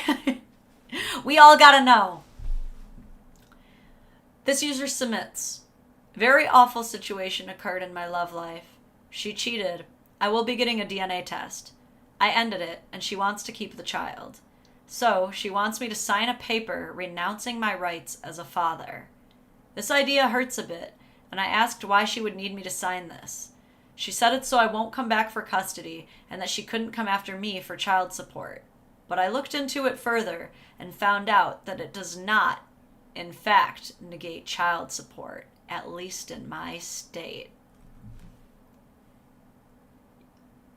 Y'all need to know these things, because this is where it gets complicated. In most states, if you have enough parenting rights for child support, you have enough parenting rights for visitation or parenting time. But some states, they don't give a fuck about your actual role as a parent. They just don't want to be the ones paying for all the welfare and the benefits. They want the actual parents to pay the bills. Some of that is fair, but you gotta enforce the parenting time too. So this is where you guys gotta look up your rights. He did the right thing looking into this. He goes on, she really, really wants me to sign this paper, but she's very well known by me personally for lying and manipulating all the time. She even tried to say that she was texting herself all of the dirty shit and that it wasn't actually her ex-boyfriend. She told me this months after the fact. Like, come on. Anyway, what do you guys think? I think, why the fuck you lying? That's crazy. Oh man, she really tried that. He found the text messages of her sexting her ex-boyfriend, and she said, I was just texting myself that. I just got another number just to send myself some silly, goofy, deeply sexual conversations. I did it for you, babe. I did it to get better at role-playing for you. And it took her like months to even come up with that excuse. So not only is she a liar and a cheater, but she's also an idiot. And the worst part of all of that is she might still be the mother of your child. That's the worst part. So he's in the situation where he may or may not be the father. And he has no way of finding this out yet. They can do paternity testing in utero. She has to consent to it. You can't, at the moment, demand a woman who is still pregnant get a DNA test done before the baby is born. For a man to petition for paternity, the baby has to be born. This is where it also gets risky, okay? Because the next thing he needs to do is he needs to put himself on whatever his state's responsible father's registry is. If you guys have not watched my video on this, after this live, you need to go find it and watch it. It's called Men's Children Are Being Adopted Out Without Their Consent. Very necessary, informative information for all men out there. This is the only way to prevent your kid from getting adopted out. Is if you put yourself on this registry, it is the only way to keep that child. And what you do is you put yourself on this registry and you say, this is the mother. I have reason to believe that this is my child. So if this child is adopted out, I would like the opportunity to be able to fight for paternity, to see if that is my kid, and to then fight for custody. So keep in mind, putting yourself on this list doesn't even give you established parenting rights over this child. It simply gives you the opportunity to try. Otherwise, within 3 days of the child being born, most states have safe haven laws for the child to be able to give the child up for adoption to any emergency worker without the father's consent, even if you're married. Now, if he signs this form that she wants him to, the form to renounce your parenting rights, it is true that most states will not let you do that unless there is either another man who is there and willing to adopt the child at the same time that you renounce your rights. I'm not joking you. They want both men in the room at the same time. Most states are like, you're not getting off the hook unless you have a replacement dad. I'm not kidding you. Or some states will allow you to renounce your rights if you agree to continue paying child support. But then you can never get your rights to visitation back. You can't get those back once you renounce them.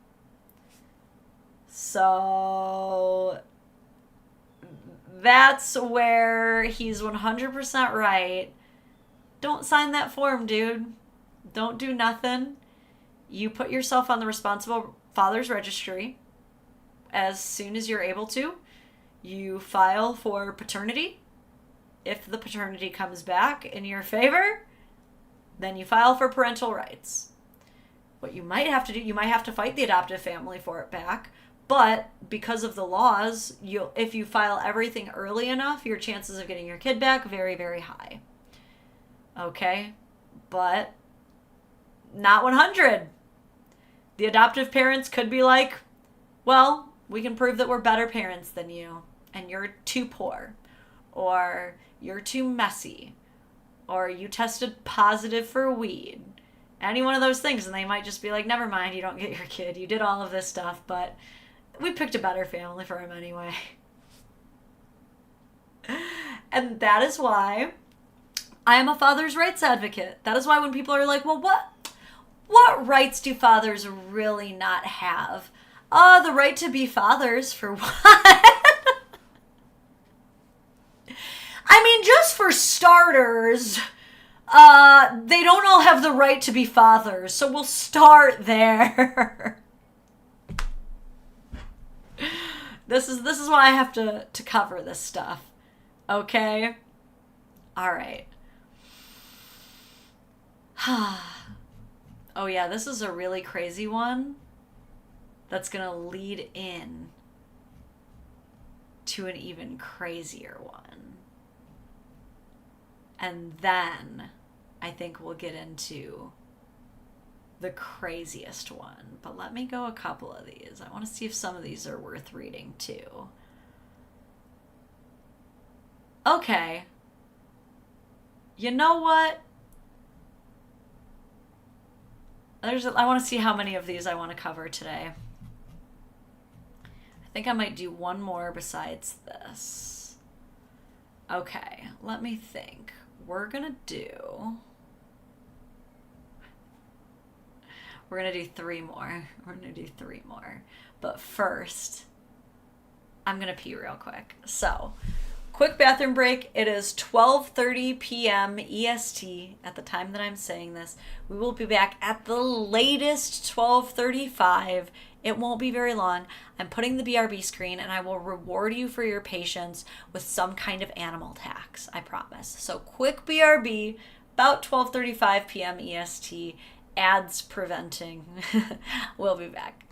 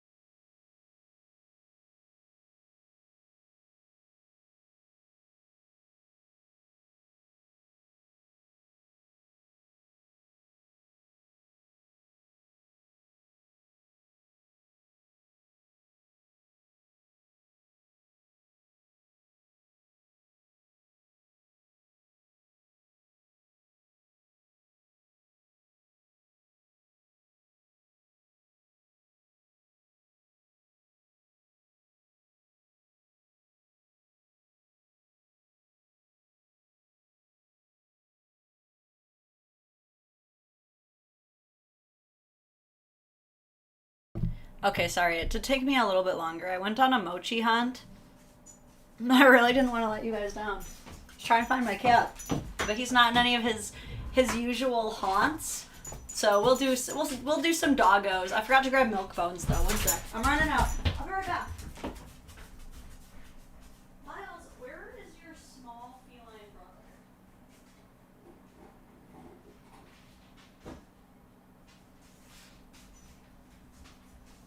He's probably on some bullshit. Alright. It's dog tax time. Parker!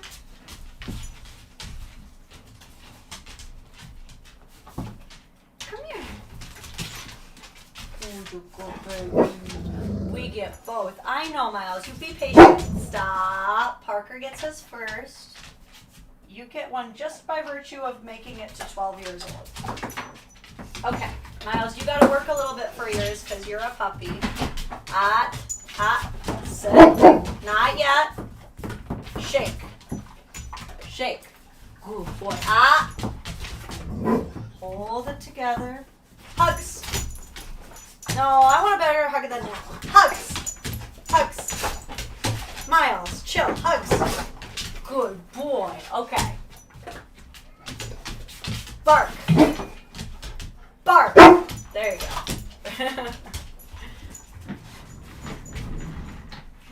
You want to hang out a little bit, buddy? We get Parker time. We get old man time. Aww.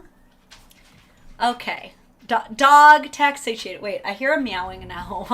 One sec. We might actually have cat tax. I think he may have heard. Oh, hello.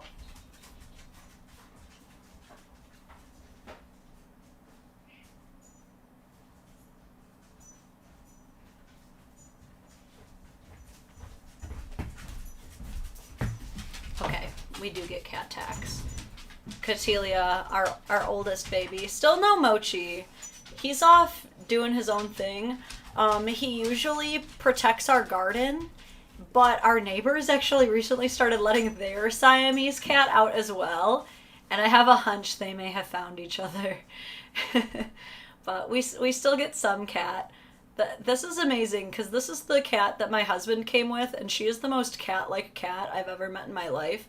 In that, like, sometimes she will look like she wants love and attention, and then within like 5 seconds she's like hissing at you and smacking your hand. But lately, I don't know what it is, but she's been like not hating me, and it's kind of fun. Like, this is... when I show this footage to my husband, he will be like, wow. Did you trank her? Like, what?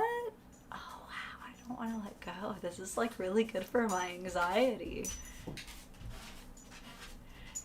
Catelia's like, you know what's not good for my anxiety? That big-ass 100-pound dog walking around here. I can't save you, Miles. I can't save you if you want to antagonize the most sassy woman in this house next to me and my daughter, quite frankly. Then I can't save you, sir. Miles, how about for your own safety you go on? Go on, buddy. Go. Go on.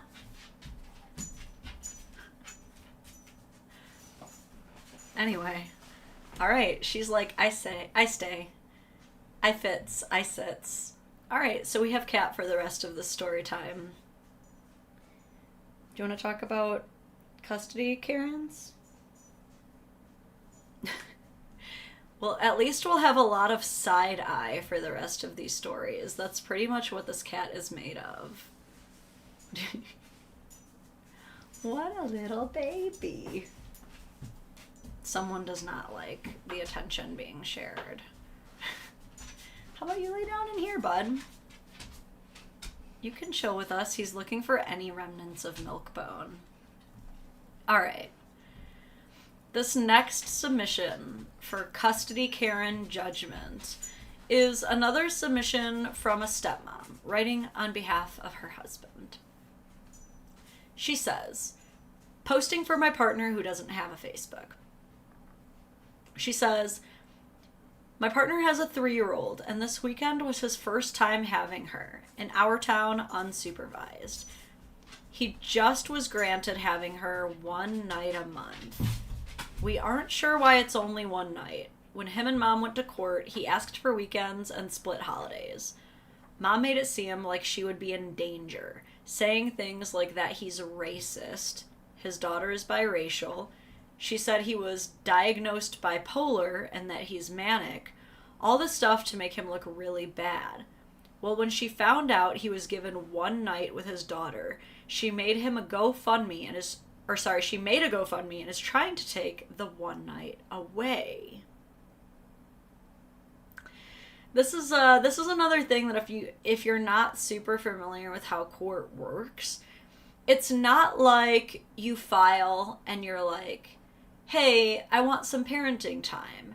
And then they go, okay, we're going to block out 2 hours for you to have your case, and you bring your witnesses and you bring your evidence, and we do it back and forth. Like, a lot of times, especially in like very busy counties, they're basically like, hey, give us like your elevator pitch and we'll try to create some amalgamation of whatever's easiest to get you out of here. And you typically have to like really fight to like make your point if you really want to be taken seriously. And if you're being reasonable, a lot of times we go into court thinking, especially family court, thinking, well, if I'm reasonable, surely everyone will see that I'm being reasonable. That doesn't matter if the other person coming in is being so just saying the craziest shit.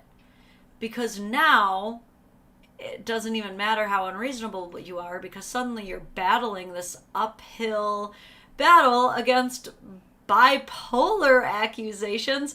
And like I said, if it's not a full-on evidentiary final trial, which doesn't come immediately just because you file, they try to do everything but that first, then you're allowed to just lie. You're allowed to just say stuff. So what happens oftentimes, they call this the silver bullet, is couple splits up. Mom is like, you know what's just going to be a lot easier is if I just take the kids and he just gives me the money. That way I don't have to argue with him about the way things should have to go. I can just have things my way. I get all the memories with the kids and I get the money. This is what's best for the kids. That's the headspace they get into. But naturally, not all dads are going to vibe with that and be cool with that. The dads that really aren't are the ones that show up and say like, I'm not going to be an every other weekend dad. I want just as much custody. I really want to show up here. Or, even some dads who are like, I'm not even going to fight you for custody. I just want adequate time with my child. You show up and you think that you got it in the bag because you're being super reasonable. You're like, hey, like she clearly trusts me enough with the kid for 1 night a month. So then why don't we just make it 3 nights a month or 4, You come in trying to be reasonable. But then they come in like, well, actually he threatened to hit me once and he actually has an undiagnosed mental illness that makes him crazy, and now all of a sudden you're like, well, that was a lot for a judge to listen to. Now they are compelled to consider what they've heard. They're not just going to give me this extra time if I can't disprove these things. And now it's guilty until innocent instead of innocent until proven guilty. That's just the way of family court. So she goes on to say, this judge, based on this evidence, is like, okay, you want, let's say, 4 nights a week or a month. Mom wants you to have no time. So then I'll go ahead and I'll be a grand judge by King Solomoning this baby and giving you 1 night a month. That's perfect. It's perfectly in the middle of the road. It's what everybody wants. But obviously, like, even that's too horrible. She goes on to say, only thing is, he isn't racist and he's not bipolar. He's never been manic. And his daughter loves being with him. She never even asks for her mom. Do you really think her going back with a lawyer will have the judge change her mind? I'm also just confused why he is only given one night. It's not even enough time for establishing a bond and connection. Yeah, I completely agree. One night a month? That's got to be the most awkward night ever for a 3-year-old. What were they thinking, dude? That's going to be so weird. It's not even regular or consistent enough to not be weird for the child. Like, I don't know about you guys, but at that age, I don't know if have you ever tried to have like a sleepover with a 3-year-old? Or like your friends have a sleepover? Like, even now, my youngest is 7, and like most of the times if we try a sleepover, we're ready for like our child to call and like bail on the sleepover, or ready to drive the kids back to their parents because they've bailed on the sleepover. And that's 7. That's fully established in a 2nd grade. But at 3, like, that kid's probably so uncomfortable, like only once a month going over there. Oh, Mark, I'm so glad you like Tej. I love Tej.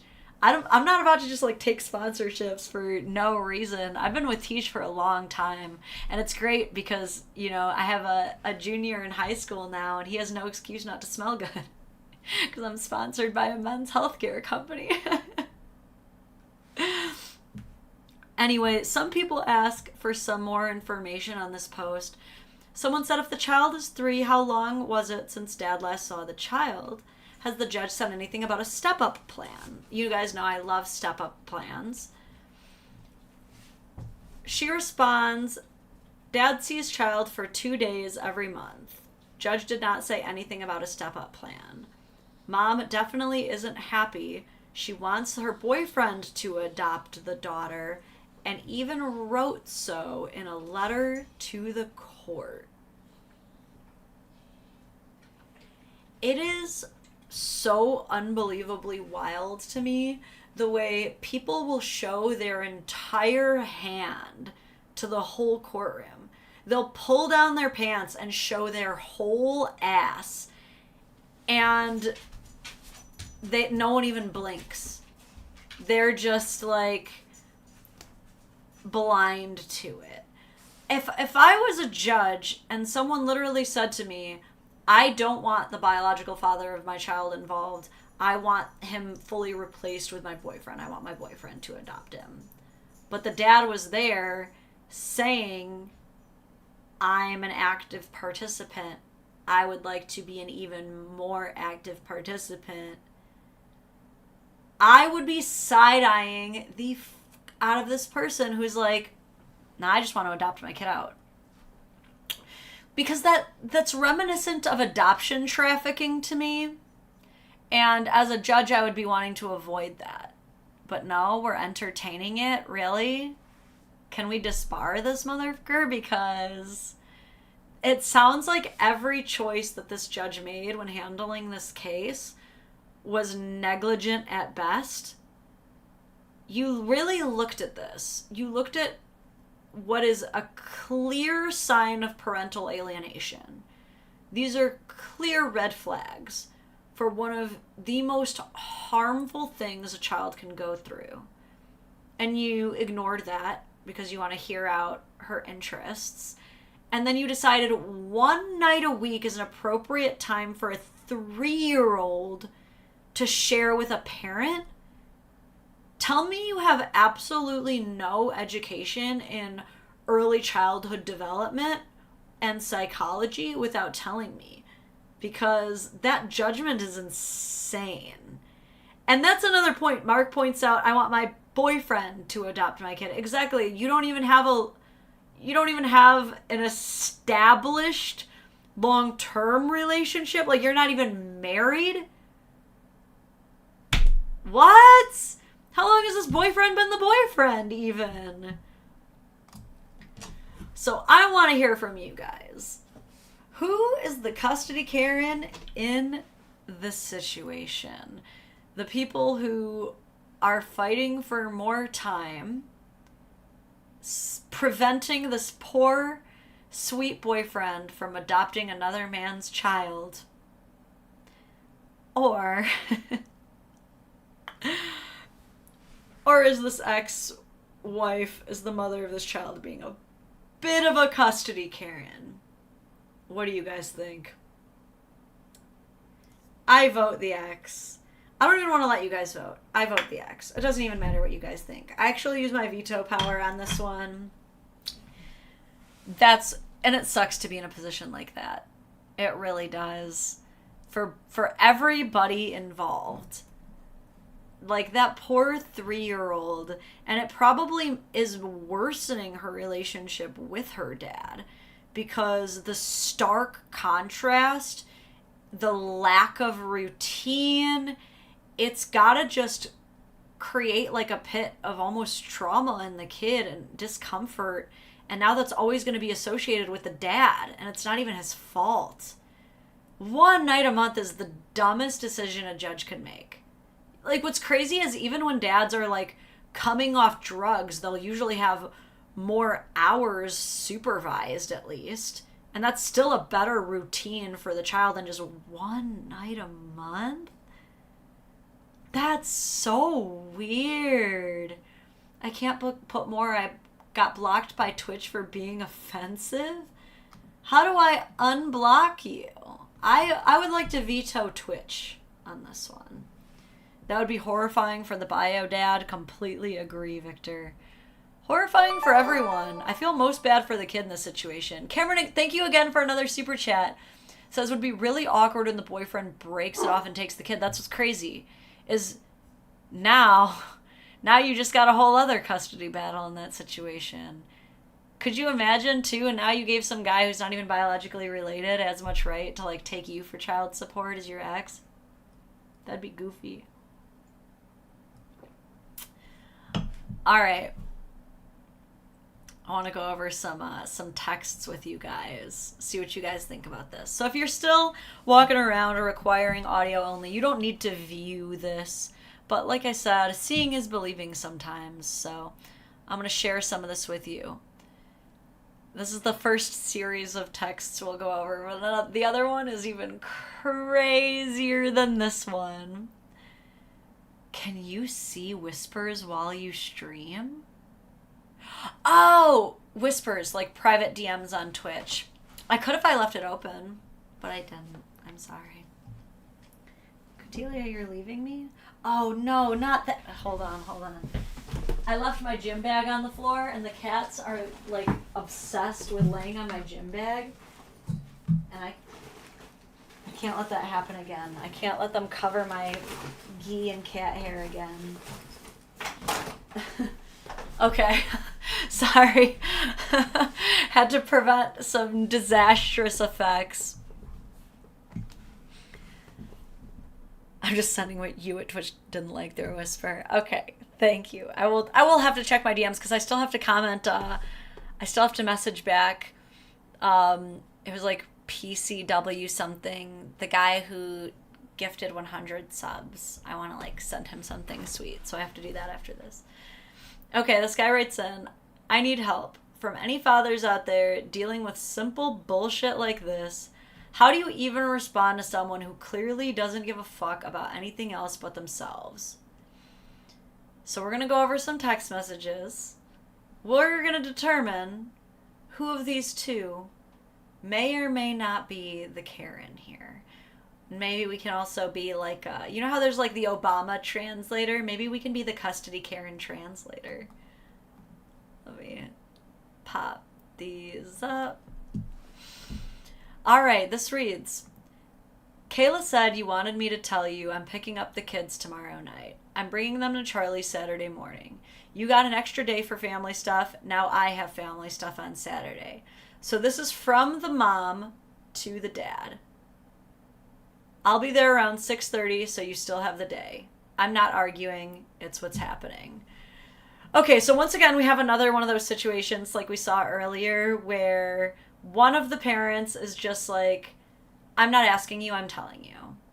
And as we've discussed, this is a right off the bat custody Karen move. If you want a civil relationship with your ex, you should be saying, like, this is what I'm thinking. What do you think? Can we agree? There should be some kind of verbal acknowledgement of a baseline respect, but just off the jump, I'm commanding you. It's just not going to come off very well.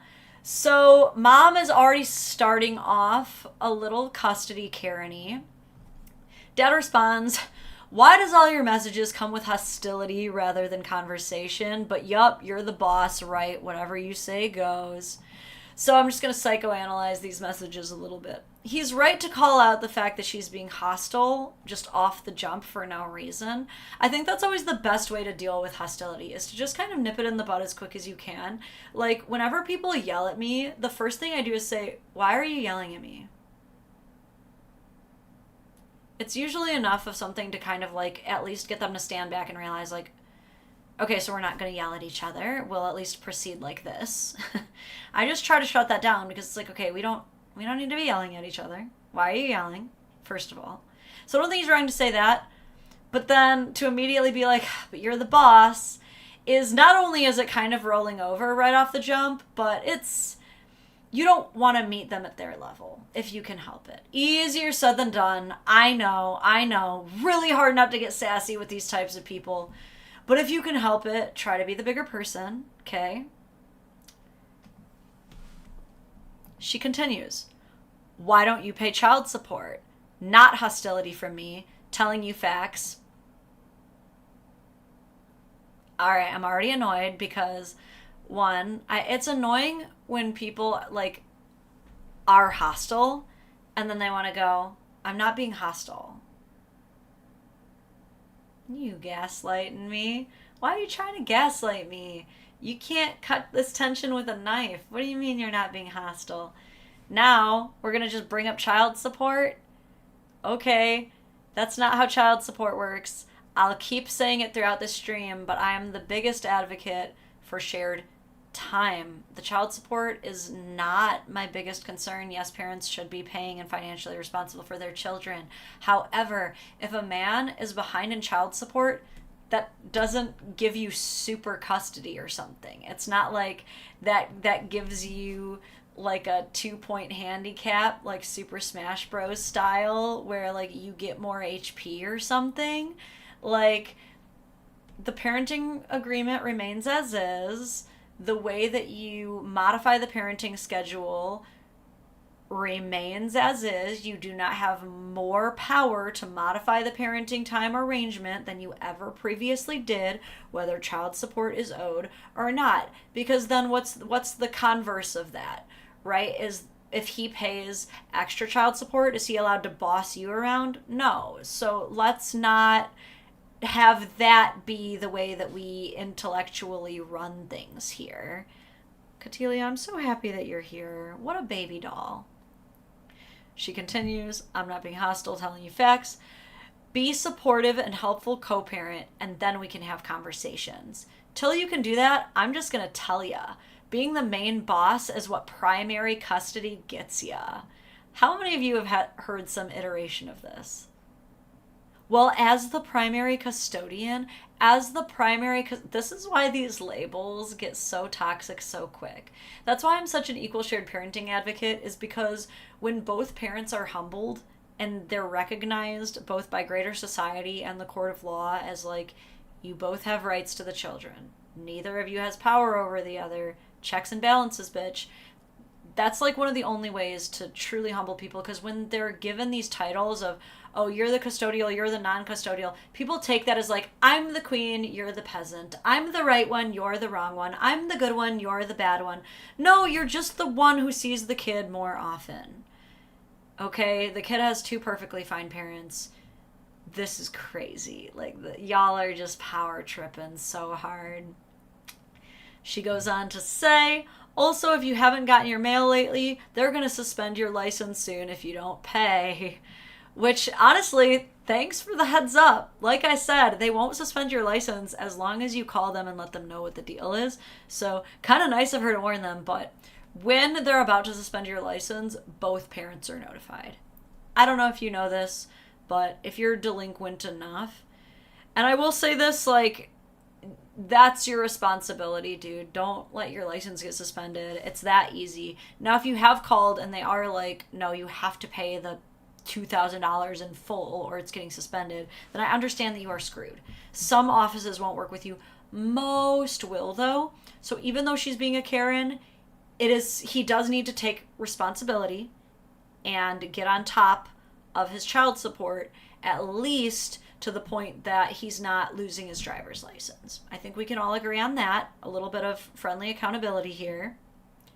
He responds, because I was in between jobs and there was nothing I could do about it. You'll start getting it all again soon, but no, being controlling is why I can't talk to you.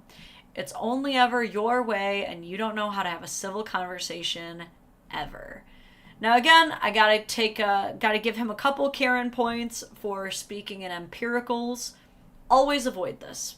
I just used an empirical to tell you not to use empiricals, but always avoid empiricals. What that means is when you're talking to anybody, arguing with anybody, baby mama, significant other, whomstever, avoid saying things like always or never. You always do this. You never do this. Because the reality is it's not true. It's not an always or never type deal.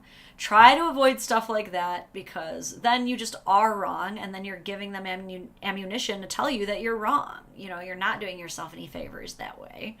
I can understand his frustration. Don't get me wrong, but I am trying to coach you guys through stuff like this. Okay? She says, where is it? Oh yeah, he says, I'm done. She says, cool, sounds good. Only one of us has all the responsibility, so yeah, it's gonna go my way. See you all tomorrow night. He says, cool. And I wanted to share this with you because this one's a nuanced situation. This is one of those situations that I really want, especially like you as men, especially anyone who might ever find themselves in a similar situation like this.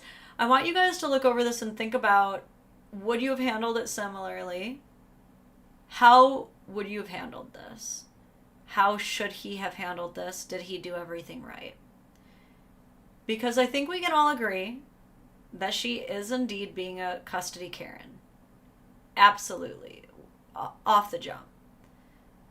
However, we don't always get to choose the deck of cards that we're dealt. We don't always get to, know for sure when we're going to be dealing with a covert narcissist in our lives.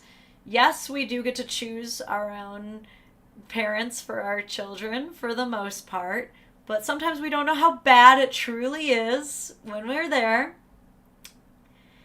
In this situation, though, if you're ever dealing with a woman like this, for your kid's sake, for the sake of your own confidence, you can't roll over like this.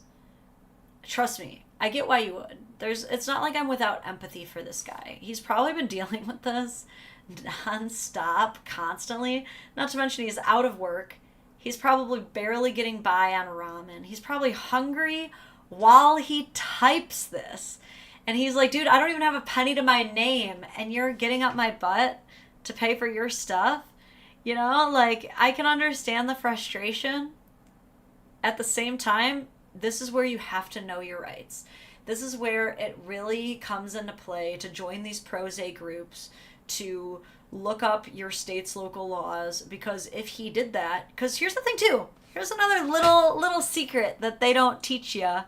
You don't have to respond right away. Yes, it's good to get back to your co-parent, especially if it's urgent, in a timely manner. But especially when heated emotions are involved, take a beat. Give it till the end of the day.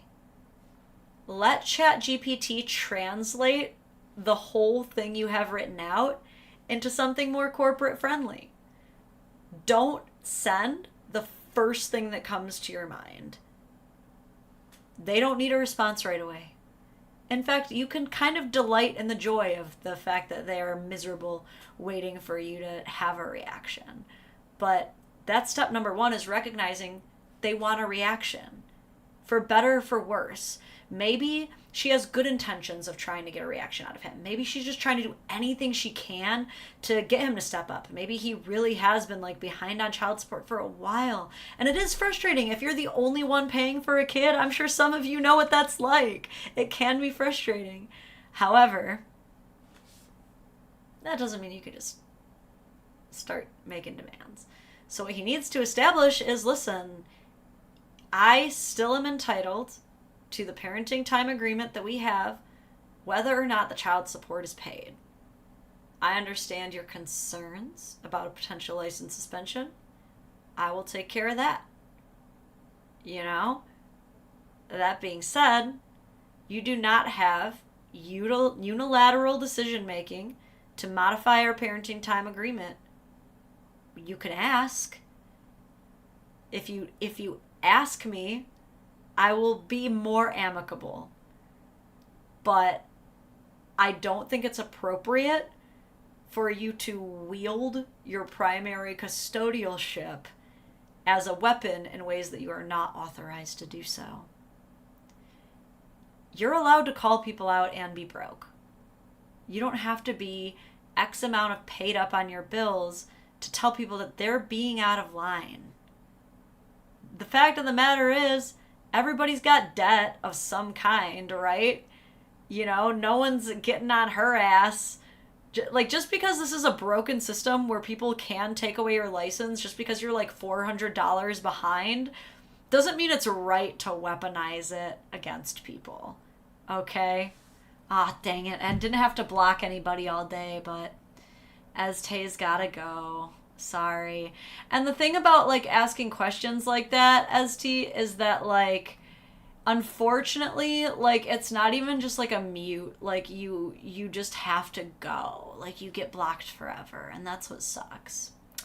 But anyway, sorry about that. I'm sad that the chat message is not actually like going away. I have to like open up YouTube to get this trash out of here. So everybody leave a couple more comments so we can just get that out of here. Hold on, where was I? So yeah, I want to hear what you guys think. Never ask for child support, will not accept it either from my ex. A lot of men are like that. A lot of men, I would say probably most men do not apply for child support when they have primary custody. And when they do, they never get as much as women do, ever. And no one ever sends women to jail for not paying.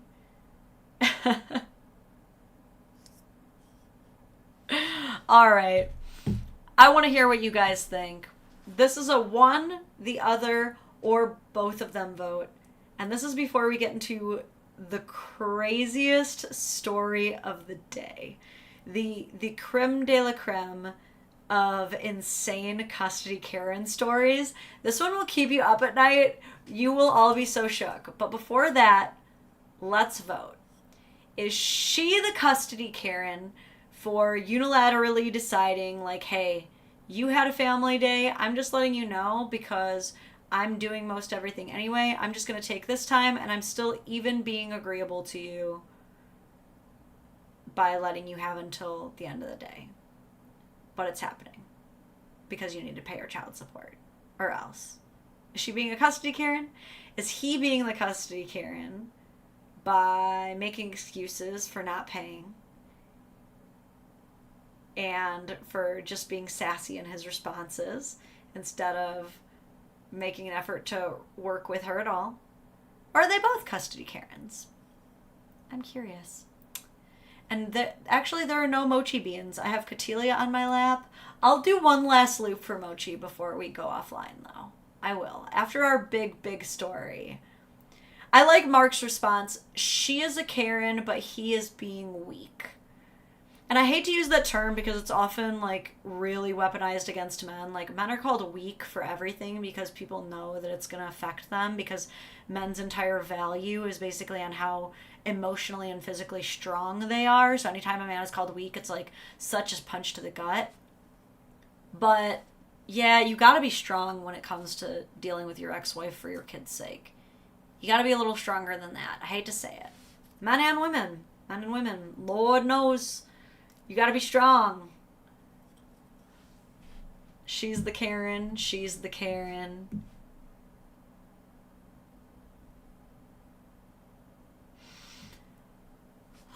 Sorry, I don't know why I've got a yawn. I think I just got so comfortable with the cat on my lap. She's like purring into my soul, and it's got me so relaxed. Alright. If men appear aggressive, they become targets. Also, if they appear unaggressive. People don't realize, like, we really focus on where women are victimized in society, which happens. I think we can all agree that it happens. I mean, if you've never known, the number one cause of death for pregnant women is murder. So yeah, women get victimized by society, but I think we forget that, like, men are also really victimized by society. We got to come together, man. Not enough info. I like that. I forget that your guys are allowed to vote not enough info. I need coffee. I see what you're saying. I have my little sippy sip. I got my coffee. I think I'm going to vote that she's the Karen. She's the Karen. He should be making efforts to pay child support, but dude, it happens. Sometimes you lose your job. Sometimes you can't pay bills. Sometimes you just got to deal with it. You can't mine blood from a stone, okay?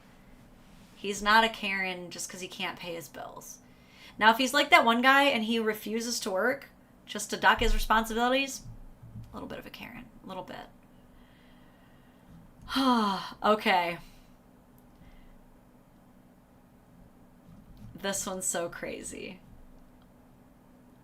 I don't know if I should read the post before or after. So, all right, I'll give you a little bit of backstory. This gentleman anonymously asks, with text submitted that I will show you together. God, this is such a crazy story. This guy writes in, I need some advice. This will be long, so if you'd like to read and comment, please do. We will. I picked up my kids May 22nd for the summer. They're due to return August 5th. So, obviously, that is come and past, but at the time, it was around that time. So, around this time, she's due back August 5th, but at around August 1st or 2nd, the daughter develops appendicitis. I will show you what happens next after the father lets her know that she will be unable to return the daughter exactly on the 5th because she needs emergency surgery to have her appendix removed due to the appendicitis, and that due to the recovery, it will take a little bit later than August 5th.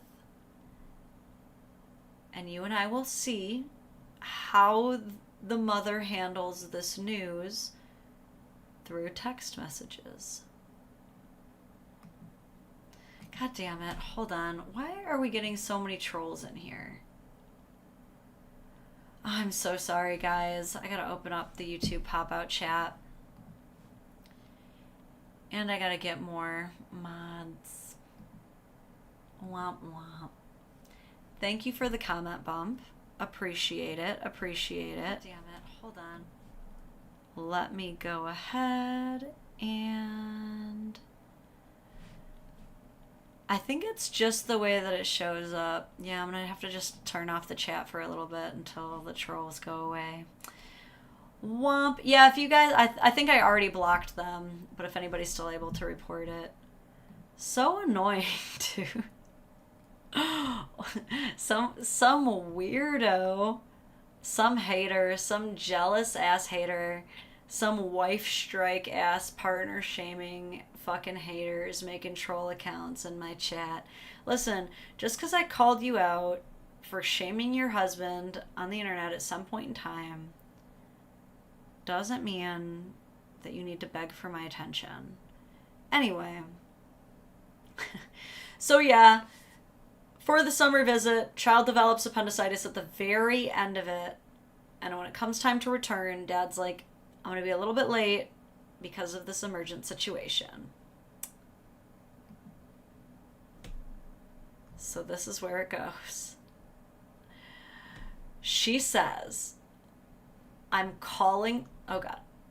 Sorry. She says, I'm calling the police. This is kidnapping, and you are making him a whole story. You do this every year. You will be in prison. I'm done. This is the last year you will have visitation. Dad responds, this is absolutely crazy that you'd act this way. She says, you'll be having the police called. I'm done. So now right off the jump, I want to be charitable here to both sides. Okay? She does indeed say, you do this every year. If it is true, okay, devil's avocado here. If it is true that Dad really truly does have a pattern of behavior of suddenly coming up with these last minute emergent situations whenever he's supposed to return the child. Let's say the last several times it's been, oh, there's a 7-car pile up, there's crazy traffic, we're not even gonna make it for hours, and she like pulls it up on Waze and is like, no it isn't, I have the child's location, there are no accidents in the area, everyone is going the speed limit, what are you talking about? Or, oh, there's a huge snowstorm, we have to stay an extra night, oh no, and she's like, nope, I'm literally looking up the weather and it is 65 and sunny, what are you talking about? You know what I mean? If this guy has a pattern of behavior to where it is literally every summer that he fails to return the child on time, then this could be one of those situations where she looks crazy, but it's only because he's crazy making. Hear me out. It could be. Just had a cough. So I just want to start it out with my most charitable interpretation before it goes any further. She says, after threatening that he will never ever have visitation again, he says, call them, I do not care. She says, anything to try to keep the kids there. 2nd year in a row. Okay, so this is where the original charitable interpretation of like, okay, so he does this every year, but now it's just the 2nd time it's happened. Now, to be fair, I think, I don't know if you guys have ever heard of that one quote from Phineas and Ferb when he's like, God, what is the exact quote? I want to look it up. Just here, I gotta quote it correctly. This one. Send them to their doom! Is this Yes, the her one? doom. Yes, everyone. Doom, doom, doom, and doom. Jinx, you owe me 3 sodas. Okay, doom for him, too. This is the one. This quote. Doom! Wow, if I had a nickel for every time I was doomed by a puppet, I'd have 2 nickels. Which isn't a lot, but it's weird that it happened twice, right?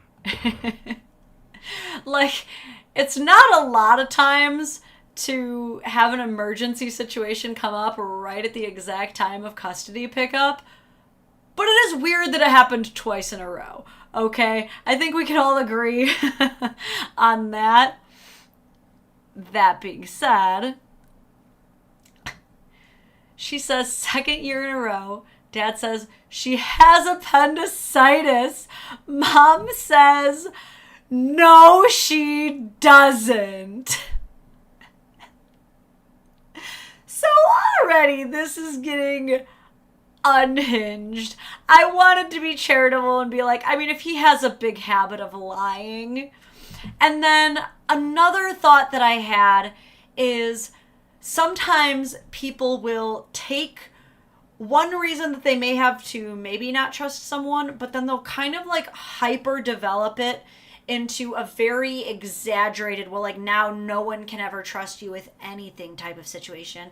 And the way we often see this, especially in family court, is, well, you cheated on me, so how can I ever trust you to be around the children with anything? You guys have probably heard this one. So it's not going to surprise me if she's one of those people who has that mentality. Their relationship ended because of infidelity, and now she's one of those people who's like, well, because you cheated on me, you now can literally never be trusted in any facet of life ever again. You know, honestly, they might as well just take you out back and shoot you, quite frankly. That's how worthless you are in the trust department. So my first initial thought was like, it wouldn't surprise me if it was that either. But we'll try to pick up as many context clues as we can. This goes on.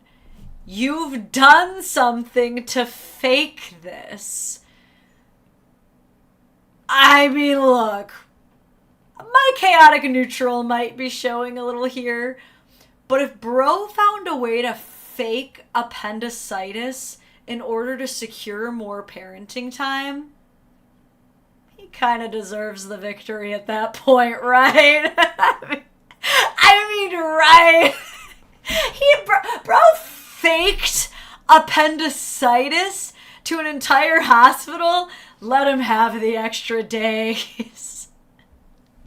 That is Mrs. Doubtfire level deceivement to get more time with your kids, dude. You gotta give it to him at that point.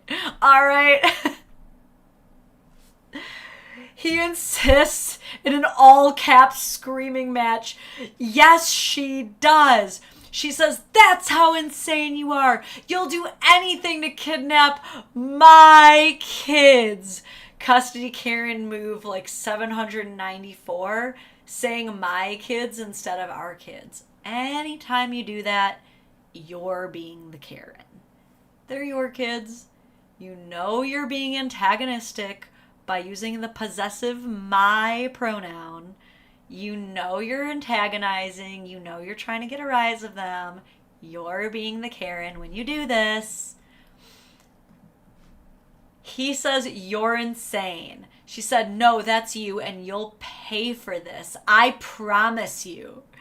He says, our daughter has appendicitis, and she's in the hospital, and this is how you choose to act. You should be ashamed to call yourself a mother. Soft, negative points on him for engaging and stooping to her level. Like I've been saying with the other stories, I can't fully blame him. This is a wild reaction. I don't know how I would react either, but always respond like your lawyer in a whole courtroom is reading it. You know what I'm saying? Just, you always want to, whenever you can, take a deep breath and try not to stoop to their level, okay? Because he knows she's already tipped. She's past her breaking point, okay? Telling her that she should be ashamed to call herself a mother is just going to trigger her further, as evidenced by this very next line.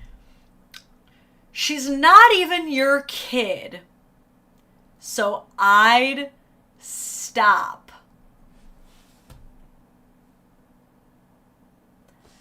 Ma'am, I'm sorry, what the fuck did you just say to me? And I'll inform the hospital of that. I'm done. Man, y'all ever piss off the mother of your child so bad she pulls the Uno reverse card on your entire paternity? Y'all ever piss off your baby mama so bad she admits she cheated on you and has been lying to you and making you take care of someone else's kid? What in the Maury are we now getting into? But he's sick of it. He just says, okay, good luck. Because here's the thing. As much as he may have an established an established pattern here of kind of pushing his boundaries of parenting time, I'm gonna guess from his responses that she has a pattern of just saying the most insane, hurtful things she possibly can when she's angry. Because she literally was just like, this isn't even your kid. And he's like, oh, fucking whatever at this point. She says, I have proof you were unwilling to bring them to the meeting spot yesterday. I have multiple witnesses. Now all of a sudden she's got a medical condition that needs surgery. Okay. Let's be charitable on her side now. If the day before he says she has appendicitis, he was also like, just straight up in like a phone call or something, not easily recorded like through text message, was just like, yeah, I'm not going there, but doesn't explain why, that would be a custody Karen move. If the day that you were supposed to drop them off, there was no talk of appendicitis, you did not forewarn her of any even possible red flags of appendicitis, then you're just being difficult. Then you're being a custody Karen, yes. So, just trying to be charitable to both sides. Make mental hospitals great again. Now all of a sudden she's got a medical condition that needs surgery. He says, that's fine and dandy, and yes, correct. She says, and last year you claimed I abused them. You're just full of shit to keep them in NC. I'm assuming North Carolina. Okay, if we are to believe both sides, that's another point against the dad if he was making any false allegations of ABUSC. Okay. But not enough info here. She's just kind of like dredging stuff up, and he's not reacting. So this is probably, in some ways, keeping it simple, the best move. And I guess maybe it's a good thing that he's at least showing some responses, so he's not showing that, like, he's completely refusing to reply during this medical emergency. So I would rate Dad as being the more reasonable one at this time. No, I think it's North Carolina, y'all. They're just trying to keep him in North Carolina. Because if he has, like we mentioned earlier, he has summers from May until August. Typically that only happens when you live several states away. So he probably really rarely sees them during the school year except for holidays, but then he gets all summer. This goes on. She says, don't worry, they won't ever be going again. I can promise you that on every fiber of my being. And she once again says, you do this every year. And once again, we have received mixed stories on that. Is it every year or has it been 2 years? I don't know what's going on, but I do know that the whole you'll never see your kids again thing, on the top 3 custody Karen moves, I think it's like in the custody Karen handbook as like the very first step is you don't even get to like collect $200 and pass go until you have at some point told the father of your children he'll never see his kids again. You gotta throw that in there. It's a rite of passage. He says, like I said, good luck. Now this is really hard to read because I want to be as charitable as I possibly can, and if he is like a narcissistic asshole who plays a lot of games and does try to do things to hurt the mom, this could be a play, you know? Like, maybe he is making all of this up. Maybe. Seems like a far stretch, though. Sounds more like someone who's literally like, I think anybody reading this conversation is going to be able to tell who's the crazy one, actually, and I'm very confident in that. So, as I speculated earlier, with the whole classic trope of a divorced couple of, well, because you cheated on me, you cannot be treated in any other facet, or you cannot be trusted in any other facet of your life. Within that same trope, we get, Corey, you cheated on me, and there it is. So because he cheated once, that means that he also lies about appendicitis.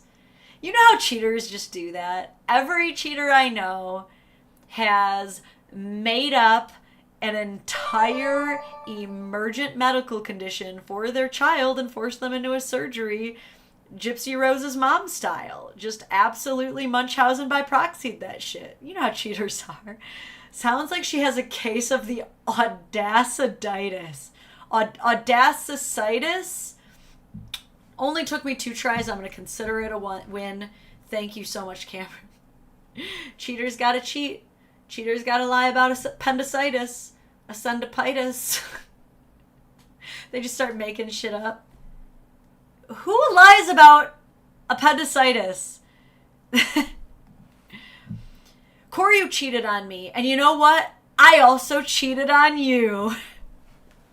So now we got the Spider-Man pointing at Spider-Man meme. That, guys, this is never gonna work out. I don't know who you guys think you're kidding, but like if you're ever in a position where you find out someone cheated on you, it's never the comeback that you think it is to go, yeah, well, I also cheated. Okay, then it looks like this is a big old net zero here, huh? I think that just makes this a net equal. I know 2 wrongs don't make a right, but in this one, I do think it kind of neutralizes the other one out, quite frankly. Like, I don't think the other one matters anymore. We just call it a wash. I'd get a DNA test. You should not be there with my kids at the hospital. So on record, you're not willing to let me speak to my daughter who you claim needs surgery? He says, not at the moment. She's with the medical team getting antibiotics and stuff. I'll let you speak to her when the time is appropriate. Last thing she needs is your drama. Fair call on the dad's part. Fair call. I understand the mother being upset and wanting to know what's going on. But again, you said you were going to call the hospital, so do that.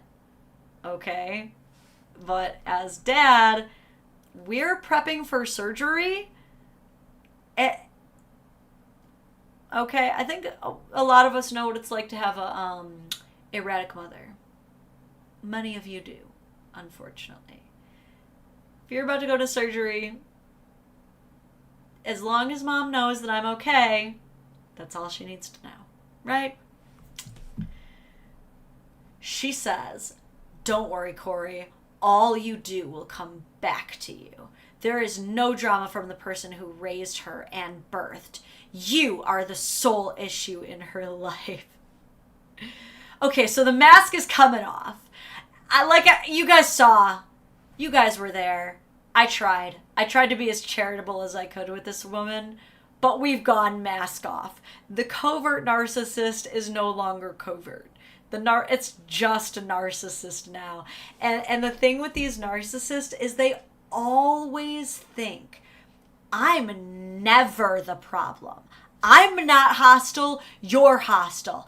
I don't cause bad things to happen. Bad things just happen to me. And karma will come back for everyone else who does things wrong. Everyone else is the problem. The mask is off now, and we will see how this escalates. You abandoned her for your girlfriend. Remember that. I don't know how far to take this. Okay, maybe he did. Maybe the reason they live in a different state is because the woman that he cheated on her with, she wanted to move to a different state. In which case, maybe he did. Maybe he deserves to be called out for that. I do think it's trash when dudes or anybody moves away from their kids for some booty. I do think it's trash, you know? I hate to say it, but unless you absolutely have to. Literally, unless it's you have to, but if it's just for your girlfriend or for your boyfriend, side eye. Like you could have made that work, okay? Whoops. So I don't know what the full story is there. She goes on to say, I also spoke to the nurse and they said they are not trying to do surgery. They are doing antibiotics. You convince her to do surgery when she doesn't need it, and you will pay for that. And it shows what a shitty father you are. Then, as further proof that she knows what's going on and knows better than the dad, she sends this AI overview of her Google search, which it's cut off at the top, but it looks like she Googled something along the lines of, does antibiotics treat appendicitis? To which the AI overview says, yes, antibiotics can treat appendicitis. And I'm sorry, but your AI overview from your first biased Google search is not equivalent to a medical opinion, lady. Oh my God. She continues, stop telling her to say her stomach still hurts when it doesn't. I've warned them of you. Just for the record, they take notes if a patient is pushing for surgery. I have proof you are doing so. You need to call me back. Scarlett has no insurance. Okay, well, and it sounds like if you are the primary custodial parent, who allegedly is the only biological parent in the picture, you're not a very good one, because a biological parent does not omit the biology and truth of paternity from her child. A good parent doesn't fail to provide insurance. Why do you not have insurance for your kid, lady? You wanted to be the primary custodial parent, but you can't even provide insurance? Sounds like you're just telling on yourself. She goes on. She cannot be put in ambulance. She cannot be put in an ambulance and driven an hour away when she could come home and get it done 20 minutes away at Sacred Heart. So now she's starting to admit, okay, so maybe she does have appendicitis, which we now know is factually true. She's called the hospital. She's confirmed that it's appendicitis. There is a mixed review on if surgery is emergently necessary or just one option. Sounds like there could be a couple different opinions there. But now that the mom has admitted that the appendicitis is at least real, now she's suggesting, okay, maybe it's real.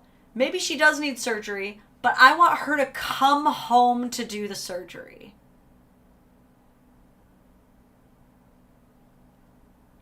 So the power trip comes before the ruptured appendix. Mother of the Year, Jesus Christ. She goes on. And also, stop telling her to say her stomach hurts, even though she knows she has appendicitis. You're allowed to tell them when your appendicitis hurts, actually. They check in and ask on a pain scale, and you're allowed to tell the truth, actually. Holy shit. She goes on. I want her to get it done 20 minutes away at Sacred Heart at an actually good hospital designed for only children. He says, no time for that. Yeah. She says, I just talked to the doctor. They are leaving the choice up to me. I have full custody, not you. Guys, let's not even address the grammatical mistakes, okay? We won't even get hung up on all that. She's clearly heated, okay? She's not thinking with her English degree here. She's thinking with pure rage and spite. She's not even thinking with the child's best interest at heart. She's thinking me, mine. Give me my time. It's my time. Her appendix can wait. The dad simply says, no, they're not. This is what I mean. Know your rights, y'all. She just says, yes, they are. I just talked to Chelsea. He says, you have physical custody. We have joint legal custody and medical. Know your rights. Yes, if you have joint legal, you have just as much decision making. Truly and really. Don't let these people bully you. She says, think what you'd like, Corey. She's not getting it done in North Carolina. She would have to be flown an hour away, and she has no insurance. And they even said, after it burst, which has not even begun to yet, she still has 36 to 48 hours. So this mother has no issue literally flipping the hourglass on her kid's life to prove a custodial point. When I tell you guys that the story is the biggest custody Karen I've ever heard in my life, y'all, I was not lying. So this woman has now gotten to a point where she's like, okay, I admit she does have appendicitis, and I admit that it could burst. But, like, that's still enough time to spend $10,000 getting her airlifted to the hospital that I prefer. She'll be fine. Even if it bursts, she'll be fine. Just get her to my time. I can put chat back on. Burst appendix can kill you. Yes, thank you for that. Very true. Yeah, if you're not aware, in fact, let me actually pull up how often do people die from burst appendix. The mortality rate is approximately the mortality rate for a burst appendix is approximately 5 per 1,000 people. If you don't think that's a pretty high number, if you don't think that's like fucking toying around with it, put it to you this way. If you had a 5 in 1,000 chance of winning a lottery for $1 million, you'd enter that. No brainer, you would enter that, dude. And if your chances, if they were like, this is a cosmetic procedure that you don't need, but you have a 5 in 1,000 chance of dying, you probably wouldn't do it, right? I mean, what is that from sorry for not knowing this mental math off the jump, but I'm just trying to figure out what that would be percentage-wise. What is that? 1,000 divided by 5? No, it's 0.5. I lied. Am I doing this math right? Why is my brain broken? Now it's just looking up Jeeps. No, I'm not doing this math right. I'm just going to go back to it. 0.5% chance or 0. That's why I was like, why am I not getting this right? 1 in 200 is another way of looking at it. Better than you thought. I guess it's not that bad. I guess it's not. It's more of a gamble than I would take. I'll tell you this right now. I know for a fact that if my husband got a call from his ex and said, hey, look, I know it's your time. Unfortunately, we're at the hospital right now. Looks like he's going to have to go in for surgery. There is no chance in hell my husband would be like, but it's my time. He'd be like, which hospital? We're coming out there. You know? Like, no question. We wouldn't be like, actually, you need to hold off. Tell him to just get the appendix under control. Antibiotics can fix it. I Googled it. Okay? I Googled it and AI said the antibiotics are all they need. So pull him out of the hospital. We're going to take him to an actually good hospital. That hospital doesn't know what they're doing. Oh my God. She still has 48 hours. Just flip the hourglass and start driving. They said I could even AMA her out of there. She needs to get it done in the state she lives in, but you're a terrible father and try to do this to keep her here, which is gross and obvious. That's another thing narcissists do, is they'll absolutely refuse your idea until they're absolutely pivotally cornered into acknowledging that your idea is the truth, and then they take it and they make it sound like their idea. So within probably a half-hour time span, this woman went from, she doesn't have appendicitis, you are making up that she has appendicitis, and she doesn't need surgery at all, to, she needs to get the surgery done where I say it needs to get done. Do you know what I'm saying, though? I'm sure you guys have had this exact same thing happen, where you'll be like, I think Junior should play soccer. And she's like, no, there's no time for soccer. And then it's like the teacher at a parent-teacher conference is like, I think Junior needs to be in extracurriculars. And then she sends you an email and is like, so anyway, we're signing Junior up for soccer, so you need to be ready for that. How many of y'all have had that happen? But yeah, he just says, shut up. Now, like, I don't usually agree with that kind of response. Bro is obviously at his end here, dude. Bro is his daughter is about to go in for surgery. His ex is being psycho. He's out of spoons. There is no spoon left. She says, gross, sick ass, trying to convince your daughter to get a surgery to keep her hostage. So again, we are just going back and forth now between she needs the surgery where I need to get it, but she doesn't actually need the surgery. You're trying to get her to could just convince her to get the surgery, but when I have her, she'll need to get the surgery. Pick a lane. When antibiotics cures appendicitis all the time, and she has plenty of time to come home and be seen by someone here. I don't consider 48 hours while I'm actively about to have an appendix burst is enough time. Me personally, if I'm the one with the appendicitis, I'm not trying to take any road trips. Can we please make my pain stop? Please. Whoops. I also told the hospital, you are refusing to let me talk to her. All of this will be noted in the chart for court. So, this is her talking to the hospital. They said, I suggest an angel flight.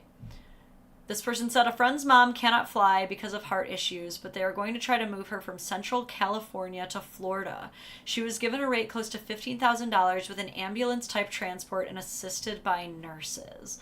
So now she's literally trying to get them to do a $15,000 airlift just so that she can have her time instead of just letting the daughter do the surgery there. This is so extra.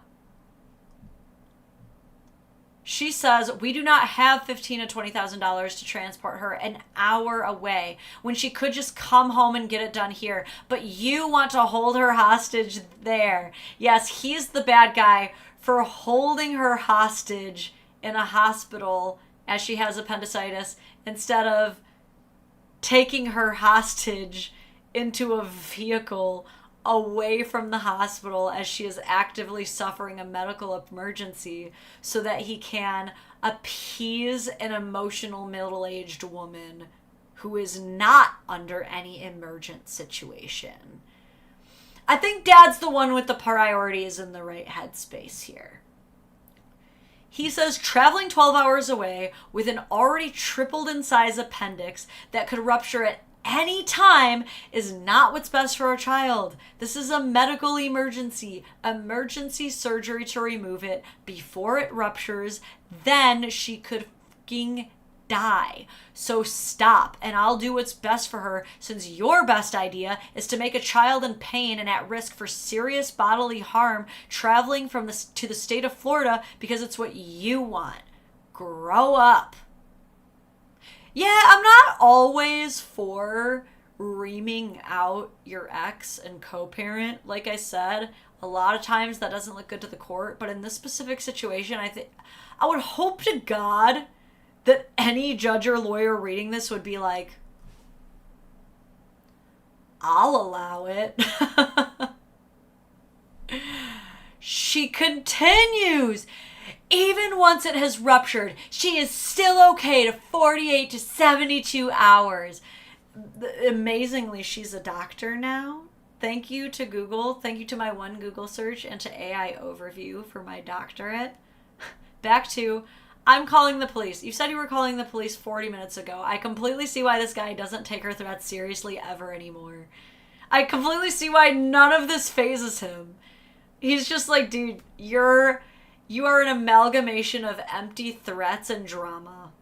You are an oven-baked pie of what is the disorder? I already forgot the one. Histrionic personality disorder and brain worms. That's your Histrionic personality disorder, brainworms, and chemical X. That's the Powerpuff Girl you are, lady. I'm done. Goodbye. Do you think that's really the end? Or... No. You have no authority to make any legal choices for our child. I mean, except, of course, the joint legal custody that gives him the legal authority to make medical decisions for his child. He does have that little thing in his corner, but let's let her cook. I've already spoken to the person as the person with full custody is the person who makes all the choices. It is not wise to make her have surgery over 1.5 hours away because you want a reason to keep her there. I will admit I'm a little bit getting back and forth on, is it 12 hours away, 1 hour away, or 1.5 hours away? I don't understand what she wants, unless she's referring to the fact that it would be a 1.5 hour airlift, but it would be a 12-hour drive. 12-hour drive is fucking insane when you have appendicitis. I would literally hate my mom forever if she put me in that situation. But even in 1.5 hour airlift when I'm already at the hospital... Leave me alone. I don't want to be airlifted. Also, do you know what goes into an airlift? It's crazy. That's a lot to put someone through. She says, you can't even afford any of this, and it will go in my name. No, it won't, because you don't even have insurance. You just said you don't even have insurance, so it's going to be billed to the person who is there. Dude, it won't even be billed to you. You're literally making that up.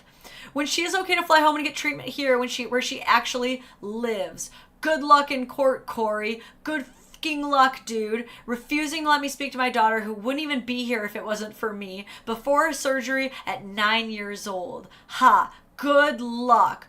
Don't ask me for shit when I get back.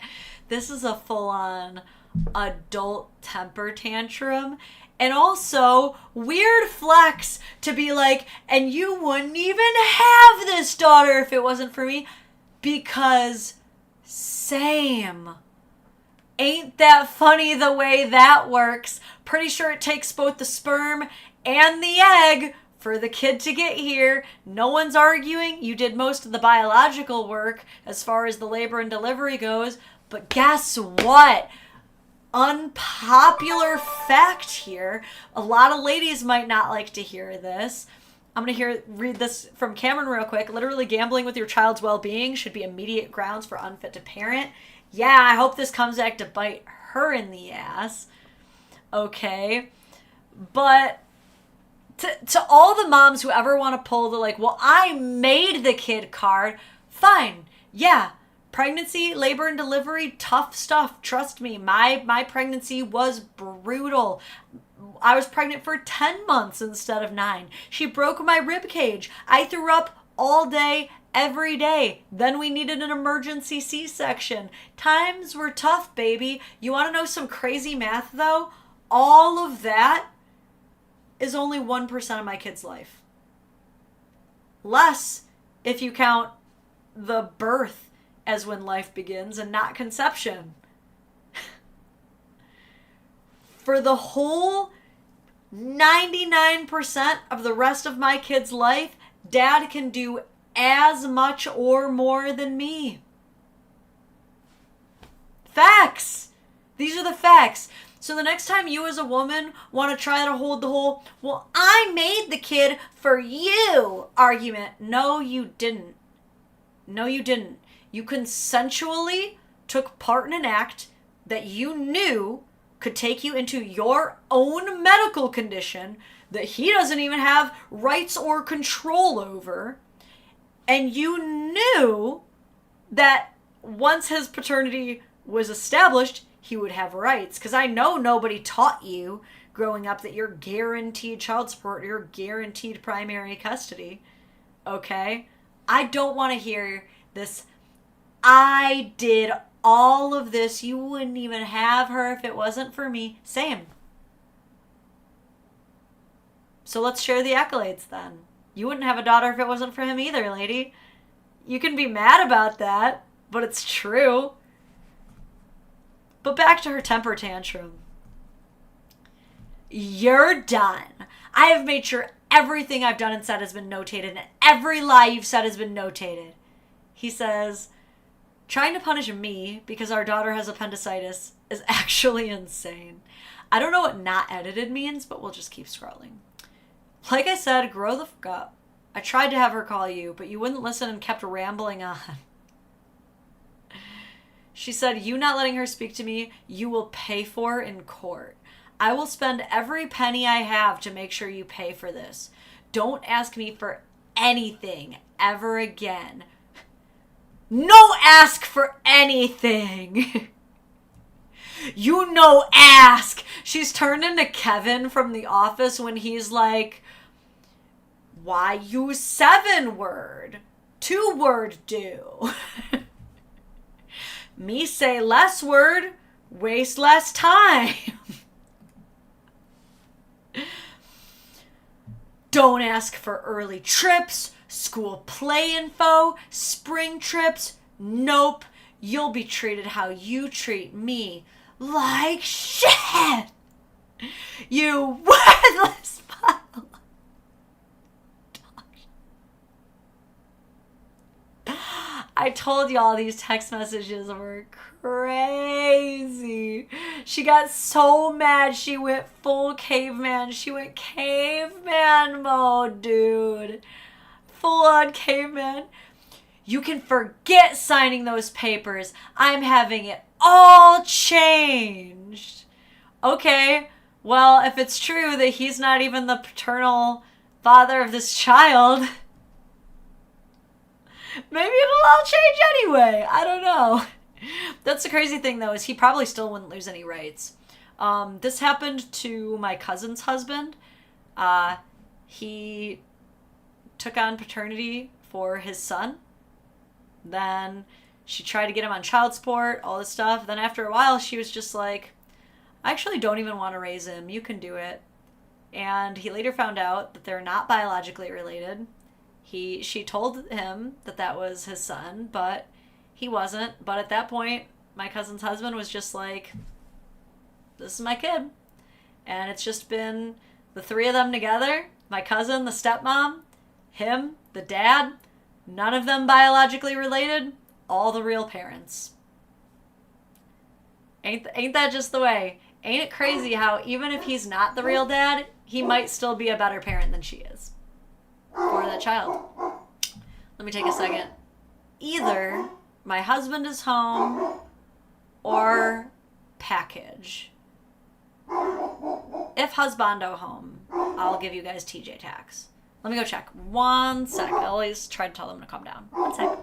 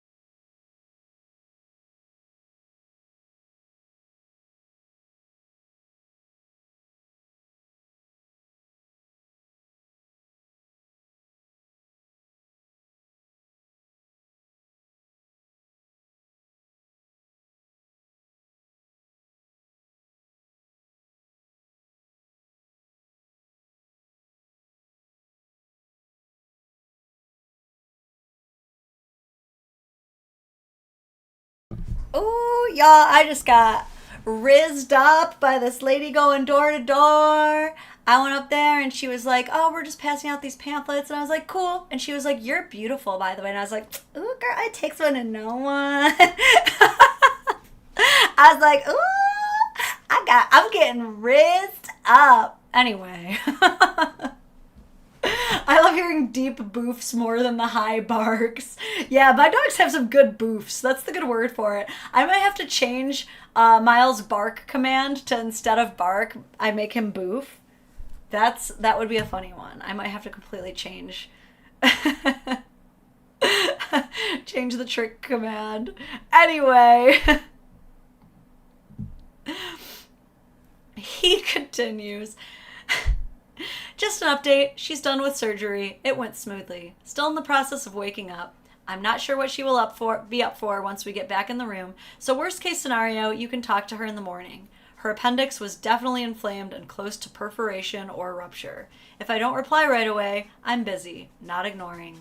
Have a great night. This is one of those a story in 3 parts moments, but it was a lot more than 3 parts. Parky. Old man. I did forget boof means something else. Alright, we'll keep it bark.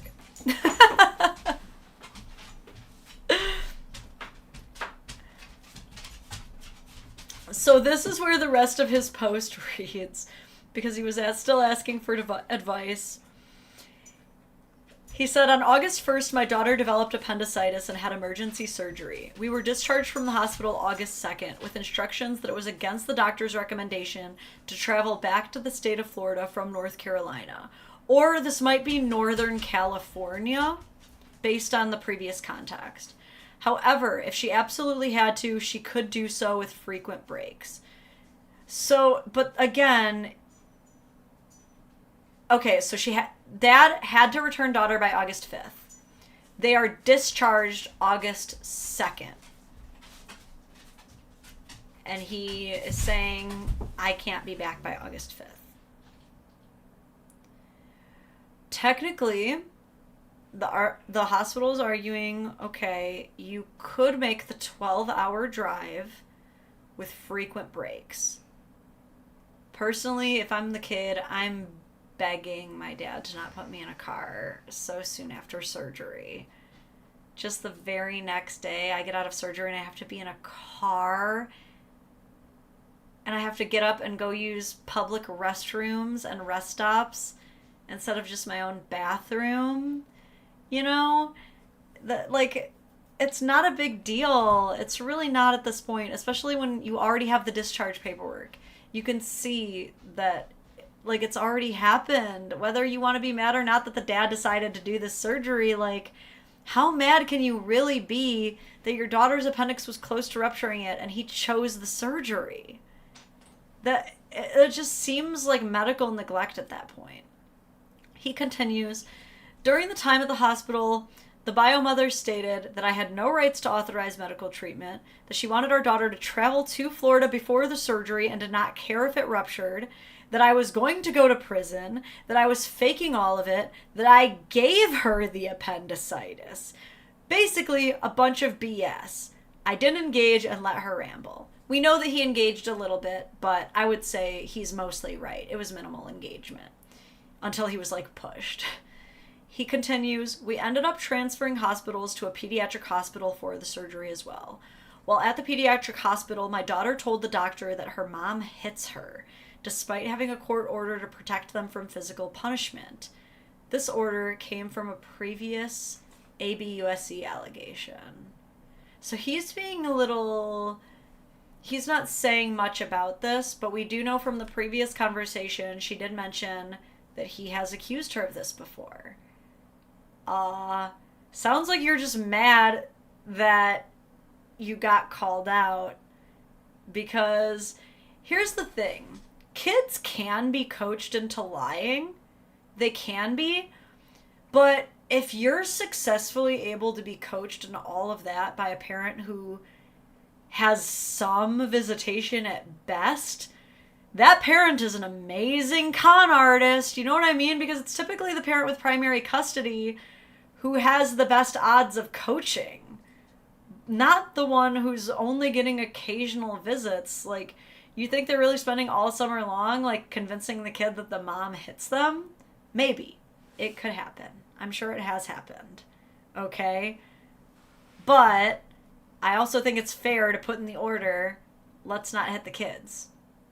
Corporal punishment, that's definitely something both parents have to agree on for it to be successful. Because if you're not for corporal punishment, you're probably extremely against corporal punishment. There's not much middle ground when it comes to laying hands on your kids for most people. North California to Florida is about 10 hours. Yeah, good to know. And the daughter is 9, based on what we've learned from context clues. Dad continues, now that CPS is involved, Mom is scrambling to get them back. Okay. Now, this is where it gets interesting. So CPS should be involved in a case like this. First of all, I'm completely all for CPS being involved. He says, I feel like she's trying to get them back before CPS talks to them so that she can coach them because they fear her. And they tell us at my house that they lie to her so they won't get hit. Thus, flipping the script and making it look like I make false accusations, and demanding that I meet her on the court-ordered day or I will be in contempt. Which I understand I would technically be in contempt if I don't meet her. Take the risk. I don't ordinarily tell guys, or anybody for that matter, to put themselves in positions where the contempt charge would be fair, but it's a medical emergency. I would risk it for the biscuit, dude. If you show up and you're like, yeah, I didn't meet her on that time. My daughter was recovering from a surgery. Didn't want to drive her. I don't think the judge will come down too hard on you. I think the judge will say, I think what would be fair is some makeup days. We'll just shave a couple days off your summer break and give them to Mom. Fair. Fair, but they're not going to take away your parenting rights because you did that, dude. He continues. However, I feel it's still in the best interest of my daughter's health to wait until this coming weekend to allow her time to recover before being subjected to a lengthy period of travel. She's threatening to come up here to North California and with the help of the sheriff enforce the order and have them removed. Which again, I understand she probably could do this. She can't. It's a civil matter. The sheriff is not going to drag your child out of the house, much less your child who is recovering from surgery. For better or for worse, police will not force the child to leave the house. Sometimes this sucks. Sometimes this is for worse. In this situation, though, that sheriff's not helping her. That sheriff don't even know you. He's not even part of the jurisdiction. He might roll up and ask some questions, but he's not making that sick kid get out of bed. He says, I know exactly why she wants them back, and it's to cover her ass and coach them before CPS talks to them.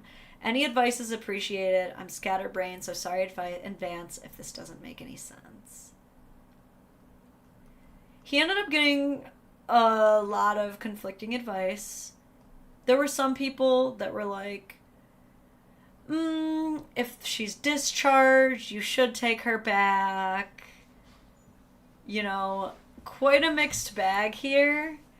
But with the additional, hitting claims, which we didn't see in the text messages, besides for Mom. And don't narcissists always just find ways to tell on themselves, too? You know? He was very careful not to bring any of that stuff up. Probably for the best, because that's going to help him if she tries to claim he's the coacher. Anyway, I don't know if you can hear from the background noises, but you guys can probably have some TJ Tax. Welcome back. Thank you. How was work? It was fine. It's all computer stuff. Do you want to come say hello to your adoring fans? Oh, yeah. If you're not already, first like this stream. Like it. Hit it like. There's not enough likes. You have to like it. But also go follow OTL Rook on YouTube, Twitch, TikTok, Instagram. You don't have a Patreon, do you? I have a Facebook, too. And a Facebook. But it's OTL Bink on Facebook. OTL Bink. And I'll spell that in the chat because there's a couple different ways I can imagine you would spell that. But there, I just posted it to the chat. But yes, husbando chat. So, I think we all know who the custody Karen is. I think we can all agree. TJ already saw this one too. I had to go over all this one with TJ because we were responding to this and I was like, holy shit. We just did the appendicitis story. Oh man, that's a crazy one. That's a crazy one. They just did it, or they're about to hear it? We just Okay, man, that was that one was a doozy. That would be my villain origin story. Dude, we were just talking about that too. We went on a whole rant earlier about how the father's right space is dangerously close to the dangerous pipeline that goes to the red pill to the black pill. Yes.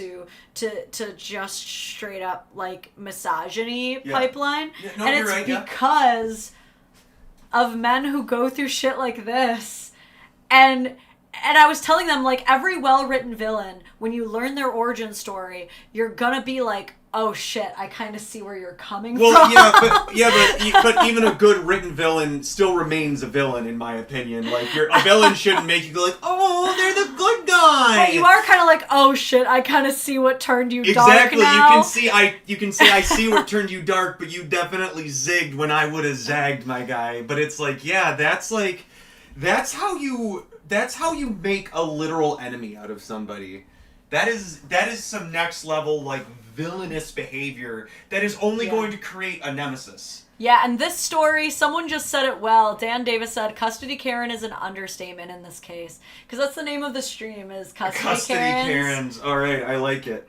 But in this case, it's beyond just a Karen. Because a Karen would complain about the way that the hospital staff treated her. The Karen would complain that the surgery wasn't done fast enough. Right. The Karen would complain about the details, but a Karen doesn't necessarily lay her daughter before death's door if it will get her demands faster. Mm-hmm.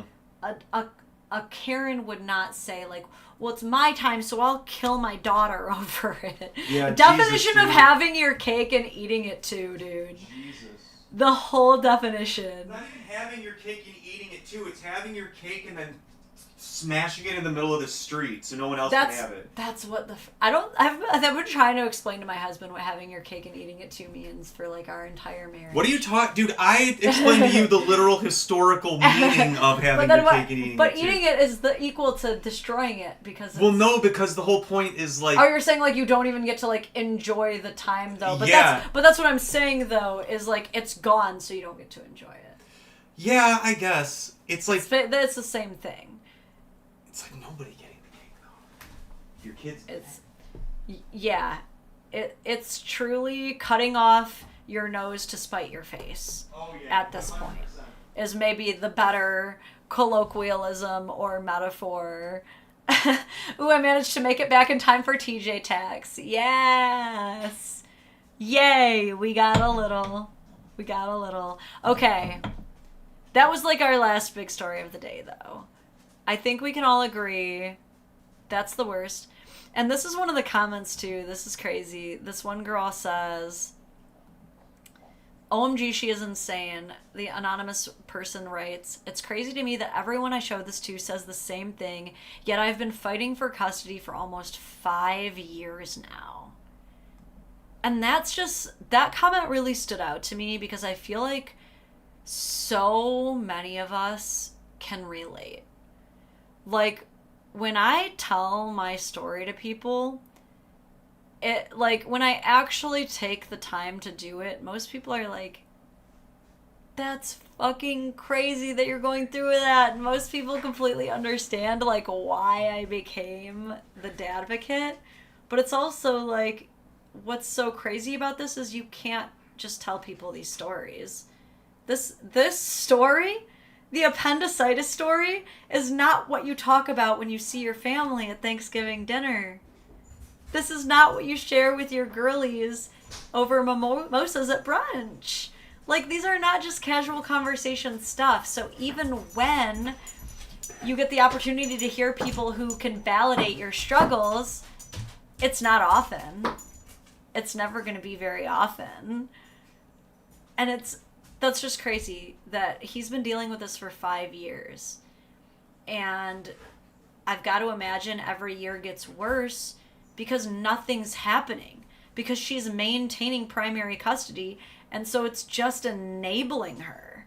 She just gets more powerful with every insane adult temper tantrum that just gets waved away by the courts. It's crazy. And Cameron, you're absolutely right. This is the final boss of the custody Karens. The Care Empress of Evil. Truly. It's so bad. There were so many times throughout this that I was like, this has to be rage bait. This has to be something that someone is making up. And yet, I've seen this stuff so many times. And when you read the comments, it's like, you become aware, like, I don't think this is fake. I tragically do not think this is fake.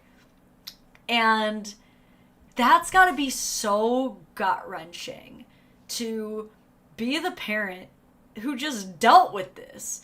Who, you don't have to question if this is real because you watched the text messages come into your phone. You actually had to deal with it. And now you have to navigate that you're being legally compelled to return the children to this lady for the majorative rest of the year. That's a real tough decision. That's a real bad spot for a parent to be. I feel for this guy, dude. And that's why I'm kind of like, you know, if I was him, I'd hang back and wait to hear what CPS says before I make a decision too. Because depending on what CPS finds, they can influence an emergency custody change. It can happen. You know?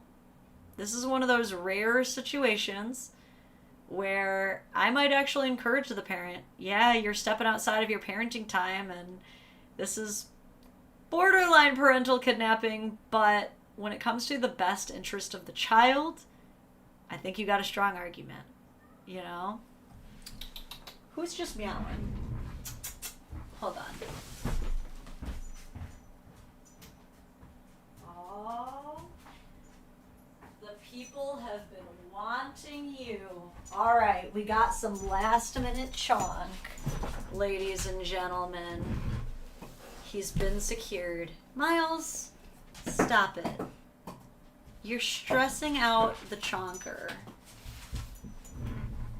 Listen, the people have been wanting to see you. They said, where is our Moch Loferton? They said, we want the cat tax.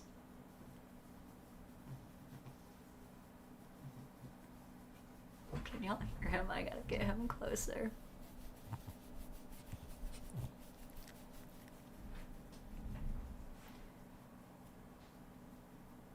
You're just such a guy. Do you protect our vegetables in the garden from the bunnies and the squirrels? Are you such a good guardian?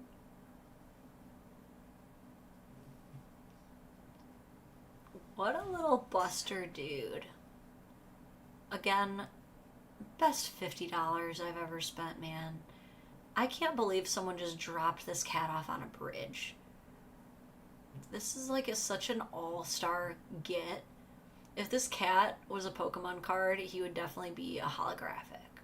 For sure. Let me tell you, if I had to, I would be a custody Karen over Mochi.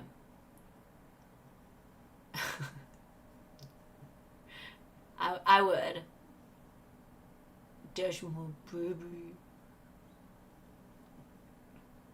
Are you just lost in the happy sauce? He loves being held like a baby. Except for when Miles comes in and shoves his face in here. Do you need the attentions? Hello, Miles. Hi. Have you not received enough attention today?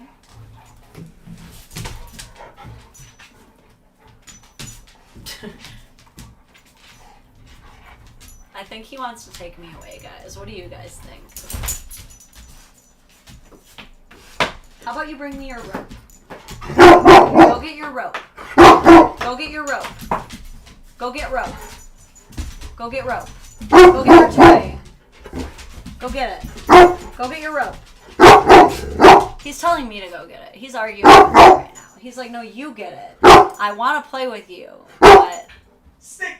Stick! Get the stick, stupid!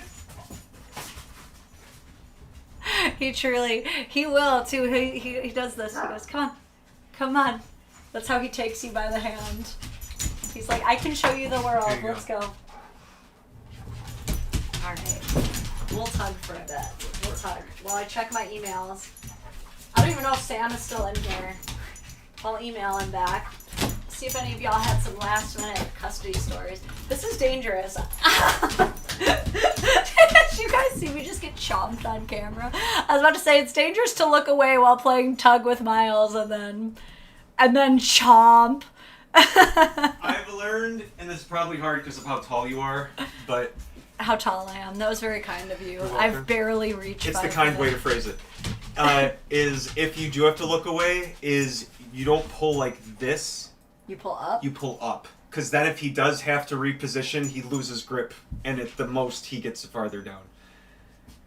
But then if you feel him let go, you gotta just sort of wiggle it out here until he gets it again, otherwise he will absolutely... Dude, they're so stoked that you actually picked up the rope. One time they're like, yo, Dad's playing. Let's ball. I'm 4'11", 5 foot with shoes.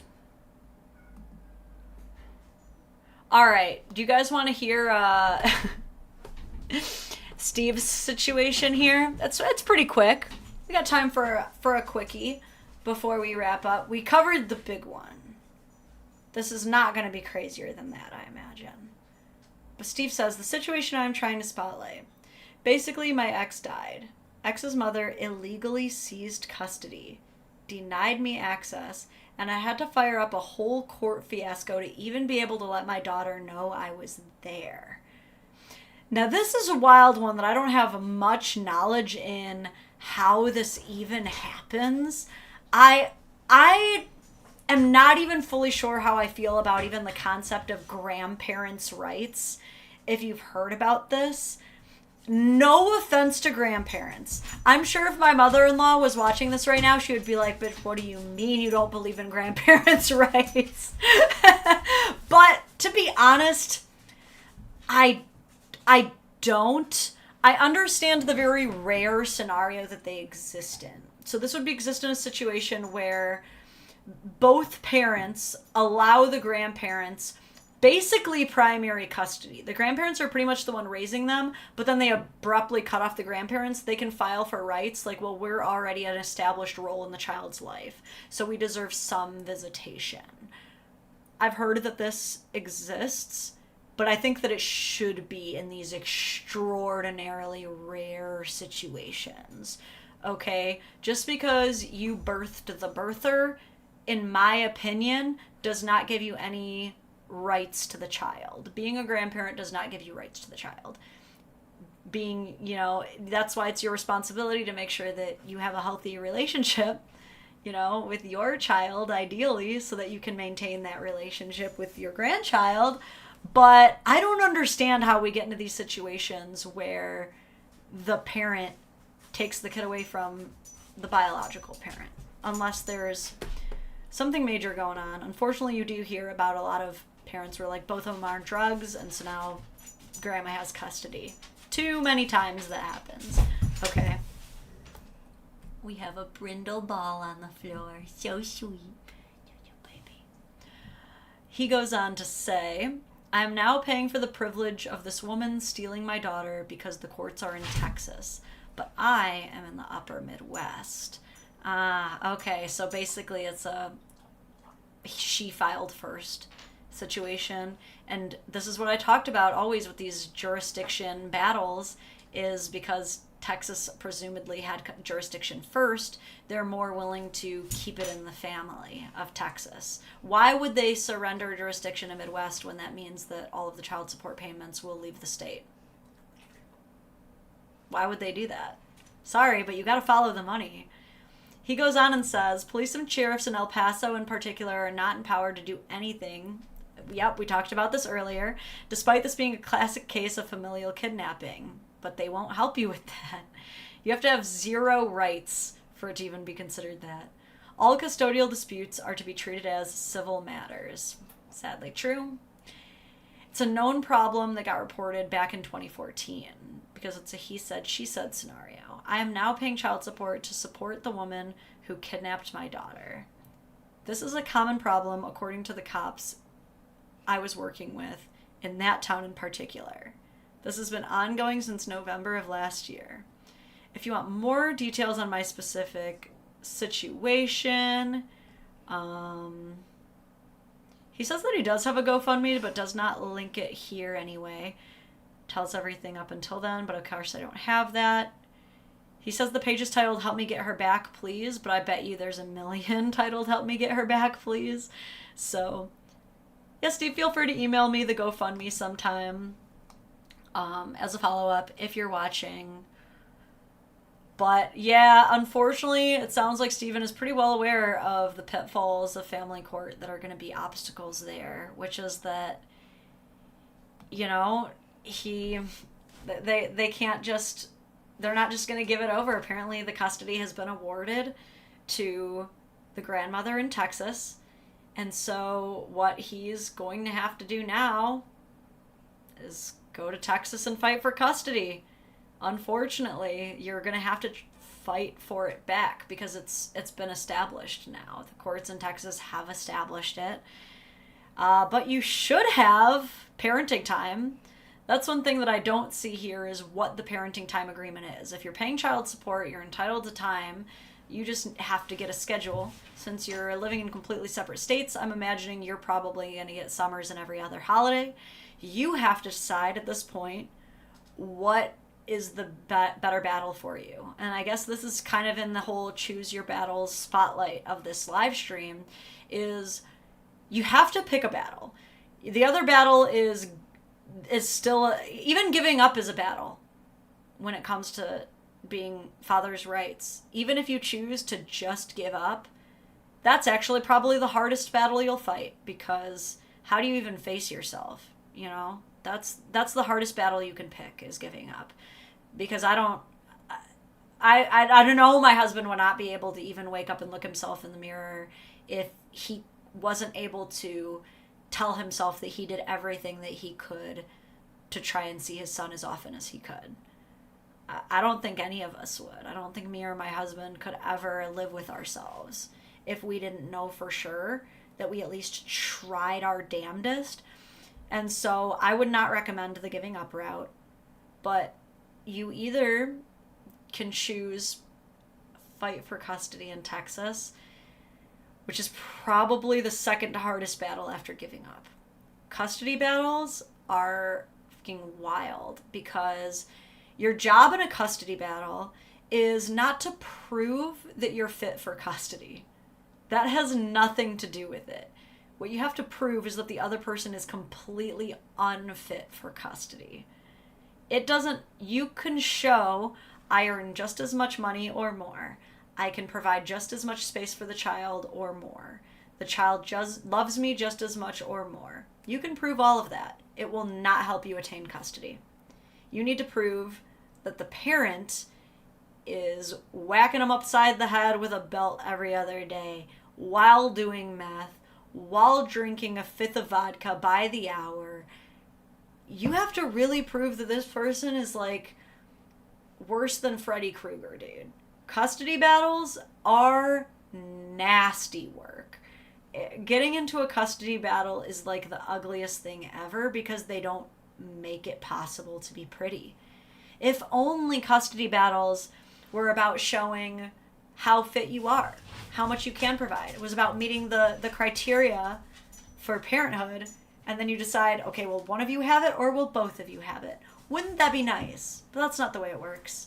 One of you is going to walk in the parent, and the other one's going to walk out the visitor. It's brutal. So your next option is, if you're like, custody doesn't seem like a possible fight, is you make sure you establish your parenting time rights and you use them. And you can even, if you get a good lawyer, you can even make it to where you're like, and they have to fly them out to me, you know? In the case of grandparent custody, I'm the parent and I'm capable should be enough, but it's not. I wish it was. But the grandparent was given custody, and so there's no difference in biological parent custody or grandparent custody. There's none. It's just custody. So you still have to prove equally that they're unfit. It doesn't matter that you're the biological parent at all. Sad world, man. Sad world. Do I have any other emails from y'all before I wrap all this up? Someone sent me some. Oh yeah, this one was one I'm covering tomorrow. But that's about a wrap on our stream for the day. Remember, I've said this a few times, but if you have not already, you have to click like on the live stream. It helps so much. Subscribe to me here if you are already subscribed to me wherever you're watching, either on YouTube or Twitch.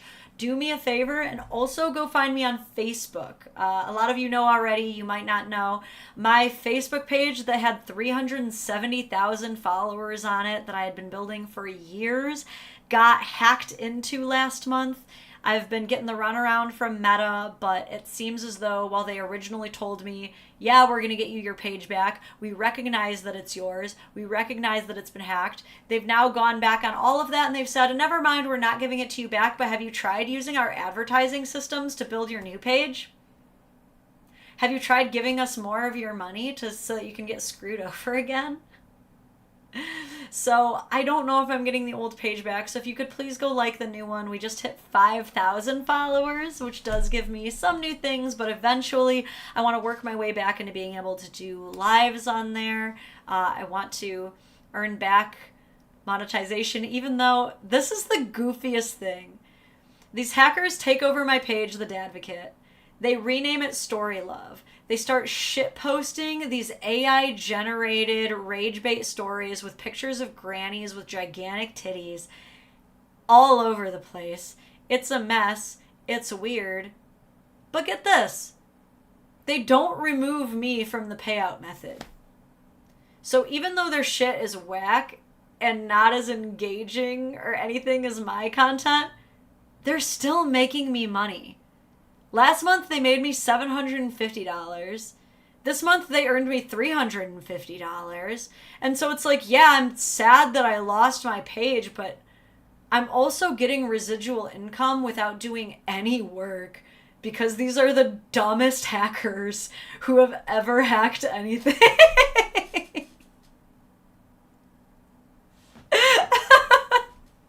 Like, honestly, as far as getting hacked goes, this is truly the best case scenario because they didn't get any money out of me and they're still paying me. So if I can rebuild my page to what it was, then I'll just have 2 pages making me money. Oh no! Thanks, hackers, I guess. All right. Well, it's about that time for me to start heading out and getting going. You guys have been the best. Thank you for joining me on this wild ride of custody Karens. Tomorrow, I will be live again the same time at 11 a.m. EST until around this same time, about 2:30 p.m. EST. And tomorrow, we're going back to covering ridiculous relationship situations. So we're going to have a mixed bag of videos to react to and Reddit stories to react to. And I've thrown in plenty of wholesome stuff too.